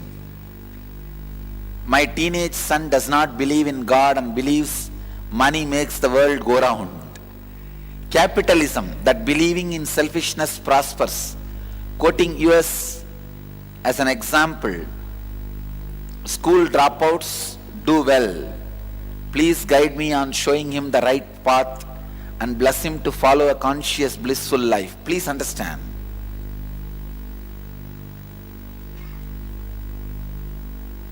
Rita, it is not just your son. Like your son, millions of kids are suffering only in India, billions in the world. It's a crime of society. Irresponsible way of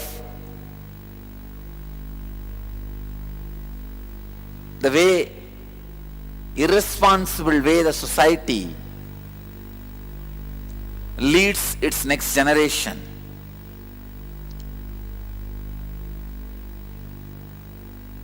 I just can't even understand the gravity of the situation. Let me read the further question. The question says, some of his classmates are threatening parents with suicide and bunking classes to go to hookah bars and boozing. It's a very frightening situation where our youth are heading, as they believe only what they see and proud of their logic, overconfident of the knowledge from TV and internet, false achievement from winning computer games. Understand, in computer games, whether you win or lose, you lose. If you win, your false confidence destroys your life. If you lose, your depression destroys your life.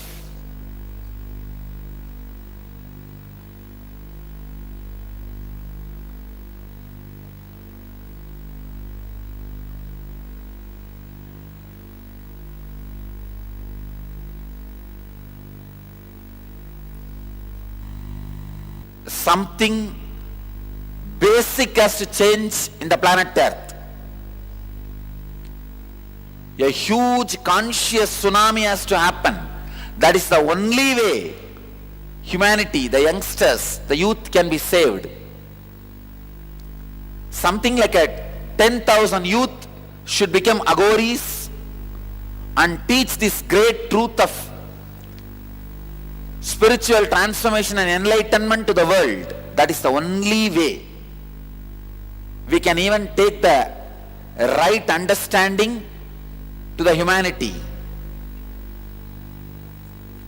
I invite all of you who are sitting with us around the world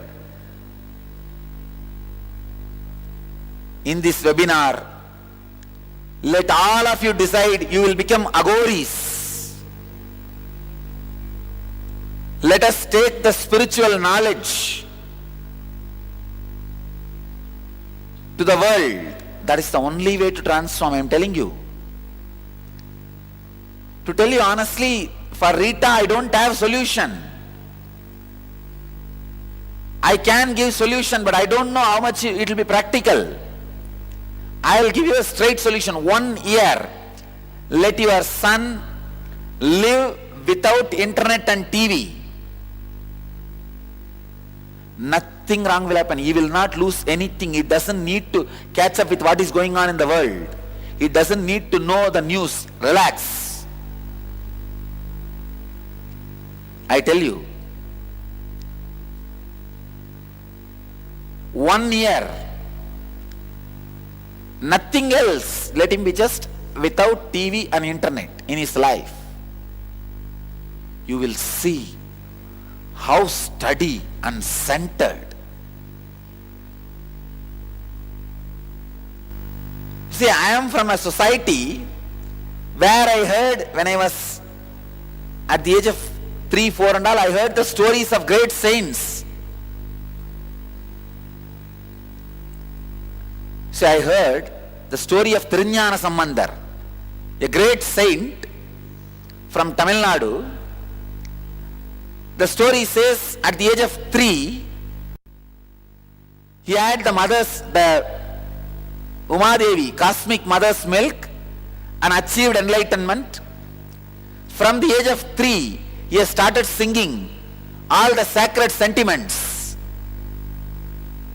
All the sacred sentiments he started expressing from the age of 3. When I heard all these great stories of Tirunjana Sambandar in my life, I was inspired. Oh, I should become like Tirunjana Sambandar. I should live the life of Tirunjana Sambandar. How he was living, how great he is. And Tirunjana Sambandar became my vision, my goal, my ideal, my hero. But in the modern day, when this youth see all these zero heroes, the cinema heroes, the so-called celebrity heroes, the TV knowledge, the false internet achievement, and the concepts of Spider-Man,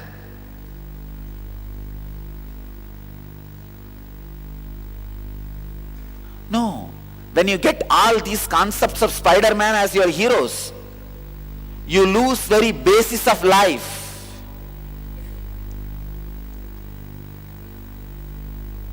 See, now when I tell your son not to watch, not to spend time on internet and TV for 1 year, it looks like a tapas. But I tell you, only after I started the organization, I have started even using the internet. Means from the young age, my whole personality was stabilized, established in the self-centered awareness. So the internet has become such a big addiction. Let me define addiction means living outside your self-remembrance. That's all. Constantly living in something without remembering your higher self or being reminded about the higher self.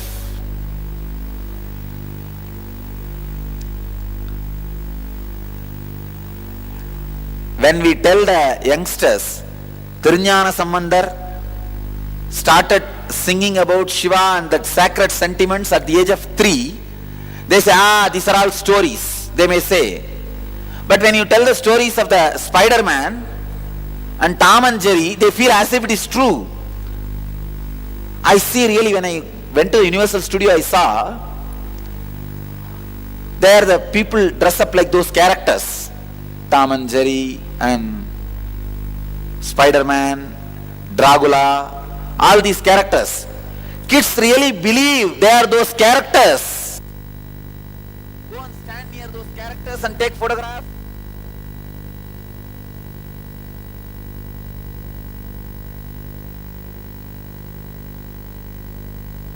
We moved too much away from the reality.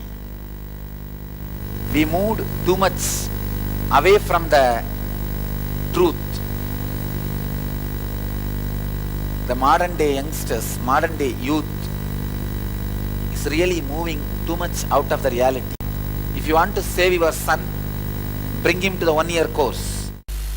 Of course, we will give him yogic body, Vedic mind, we will make him do yoga, we will make him meditate, we will do everything. Those things are secondary. We will get him out of addiction. That's the first thing.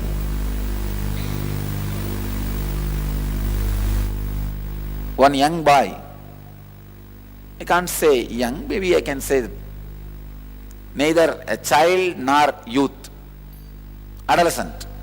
One guy is insistent that he wants to go to US. He is even going to decide whether I am his beloved Swami or unbeloved Swami based on my decision to send him to US or not. But I am very clear, I am not going to send him. I will not recommend. Because if this guy goes there, his cousin brothers are there, where he will learn all these video games and start looking at that lifestyle. See, even looking at the Western lifestyle is a sin. Forget about living. Even looking can put unconscious seeds into you. But what to do? Now these modern day kids, you can neither control nor give them the truth. It is just suffering, suffering, suffering. Let me be very honest. If the new gen has to be evolved, it is not going to happen with a small tinkering, altering, repairing work. No. Something from the very root has to change. That is why I am going to the extreme of recommending the lifestyle of Aghoris. Means all the youngsters take up at least 1 year of wandering, living the Parivarajaka life, life of pilgrimage. Don't settle down anywhere. Just travel, go to different places, different cultures, see different traditions, live with different people. Naturally, when you don't settle down, you will not have TV and internet. 1 year will really enrich you. If you are not able to do that, at least come here. Spend 1 year away from TV and internet. Second, building the yogic body and Vedic mind. Above all, serving others, contributing to others, making difference in others' life. I tell you, Aghori, the only antidote for internet addictions.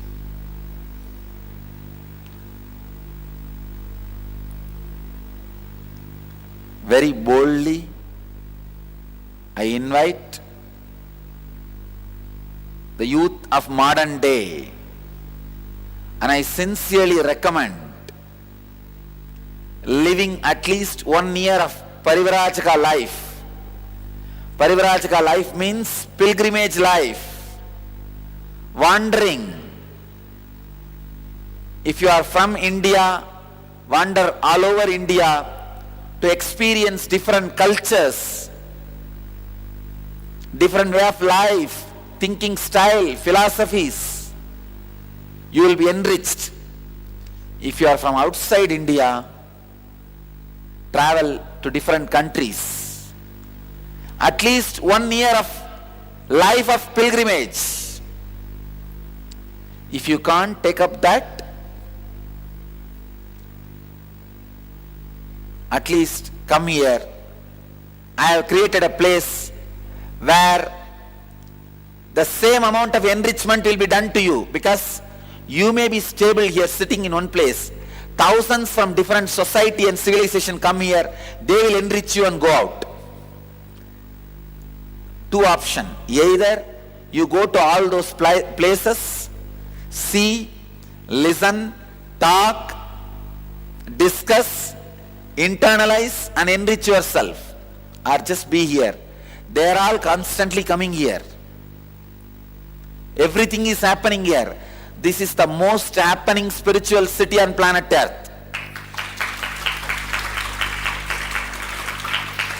Nithyananda Nagara, Nithyananda Dhyanapida is the most happening spiritual city on the planet Earth.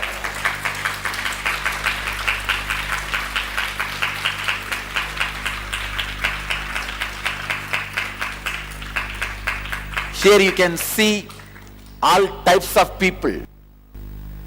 Tights, looses, everything you can see. All types of people come here. All types of philosophies are brought here.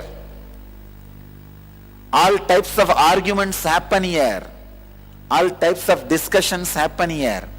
All types of spiritual experiments are continuously happening here. So all of them will come, actually all of them do Parivirajaka to this place. So they will all enrich you.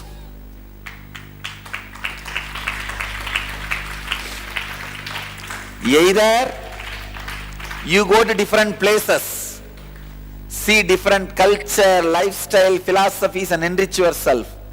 Or you come and be here. Different people, different culture, different philosophies, they all come here and enrich you. I tell you, I have some of the best people and I have many mediocre between both. I have some of the best seekers. Both will enrich you.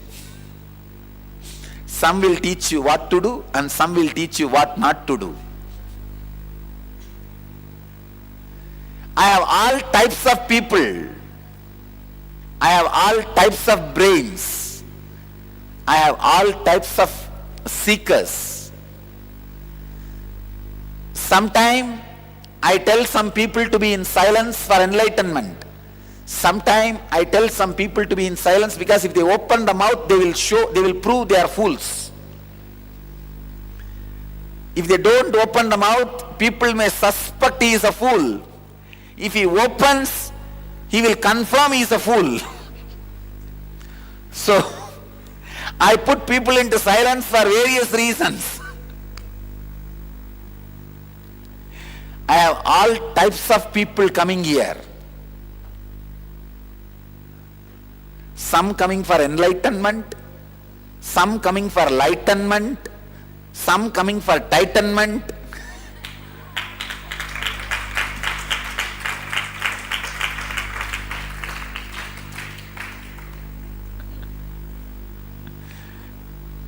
They will all enrich you. They will all really enrich you. Understand, either go for Parivirajaka to enrich yourself or come here. Dhyanapidam itself is a world, all types of minds. And not only that, I constantly create so many ways, all types of roller coaster mood swings will happen in you. You will be up in the morning, down in the evening. All types of roller coaster experiences, emotional roller coaster experience happens in you.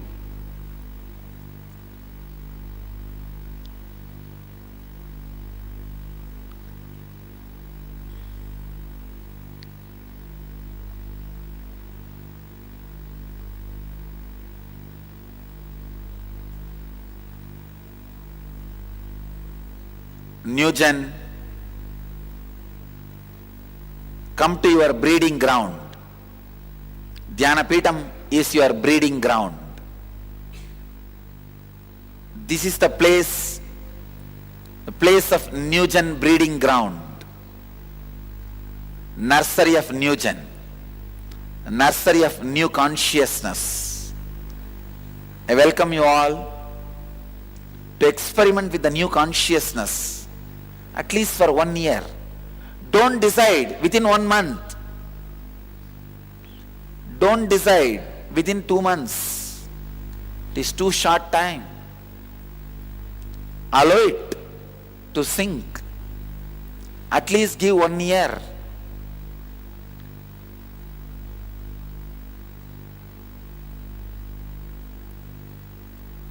Give at least 1 year. Try it out. I tell you, it will never be a waste. This 1 year will be the best time of your life.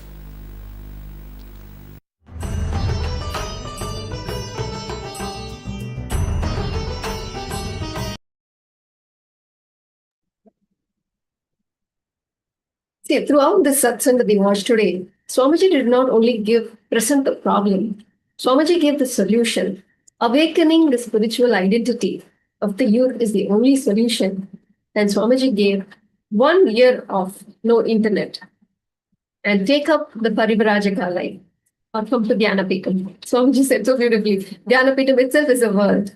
So that training, of course, that is Adi Kailash. Now Swamiji is giving the training through the Paramashiva Sena program that is presently happening in Los Angeles and St. Kitts and Nevis. It's a 30-day program where Swamiji is giving that intense training of living the Paramadvaita, awakening the spiritual identity in each and every one of us. So thank you all for watching today. And thank you, Vineshya, for joining us today and sharing your wisdom. And is there any message that you would like to share for the parents today that are out there? Because today we are not only facing the internet, as Swamiji had warned us more than a year ago, we are in the AI deluge. So it is the next layer of delusion that is happening, and our youth are caught in this. So given all of this that is happening, we are so fortunate and blessed that we have Swamiji in our life. So I'd like to ask you, Aya, what is the message that you would like to give to the parents? It's everything Swamiji said in that satsang, even though he said it more probably 10 years ago, it's become more applicable and more true now than ever. Especially since COVID, when everyone was stuck inside and became so, online all the time, 24/7. And so I think, if at the rate it's going, you can see what's happening in the world. Like, young people they're not getting married, they're not buying homes.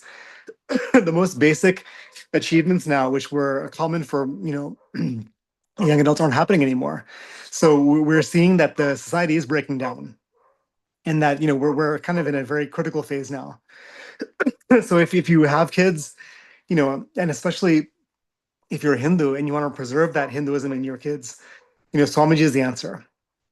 And Hinduism is the answer for what the world needs, and Swamiji is the ones bringing back Hinduism. So, excuse me. So I think it's really something that you have to, like I said, for me, once I had kids, you realize now I have to apply these things. I have to preserve these things. It isn't just about me anymore. It's about them and their future. So, that cognition happens with almost every parent. And so if you are a parent and you have these same concerns, you're looking at the world and saying, what a crazy place it is, and how do I preserve these beautiful children? Because, as kids, like Swamiji has shown us, how they're more divine than adults are. They're so close to that divinity. Now, to preserve that and to maintain that, it's only through the lifestyle and the practices that Swamiji has given us. And so if any of this resonates with you, please, go to UAN, do the Paramashiva Sena program, experience it yourself first. And, it's not just us assuring you, it's experiential, like it was for me. It's not something I had to be convinced of. Once you experience it, it's there. It's not something you have to be talked to, you can't, no one needs to give you the pros and cons. It's there or it's not. And so see it for yourself, please. Thank you so much, Aya. The Thank you. Paramashiva Sena program. Yeah. Thank you for joining us and sharing your personal experiences and wonderful experiences, and what Swamiji has revealed to us in terms of especially bringing up the kids. As you said, they are divine, and bringing them with their true divinity. Yeah. So thank you for having me, and thank you so much to Swamiji for giving us this ecosystem and these teachings and changing our lives in all these ways. Thank you. Thank you so much, Aya. And as Aya was sharing, the Paramashiva Sena program is presently happening. It is a 30-day program, absolutely completely offered for free. Of course, the divine food, as also the prasad, is offered absolutely for free. Each and every one of you are welcome to join and take part and be enriched, not only for yourself, but for your future generation. So you can register for this program at ecitizen.info/PSS. So it is ecitizen.info/PSS. Thank you all for joining us today. And we look forward to seeing you again tomorrow at 7 p.m. at yet another session, listening to Swamiji's powerful cognitions as we celebrate the 45th Chaturmasya of our beloved Swamiji. Thank you all. Let us now close with the Purna Mantra. Om Purnamada Purnamidam Purnat Purnamudachyate Purnasya Purnamadaya Purnameva Vashishyate. Om Shanti Shanti Shanti. Hari Om Tat Sat. Sarvam Bhagavat Shri Nithyananda Paramashiva Padukarpanamastu. Om Nithyanandam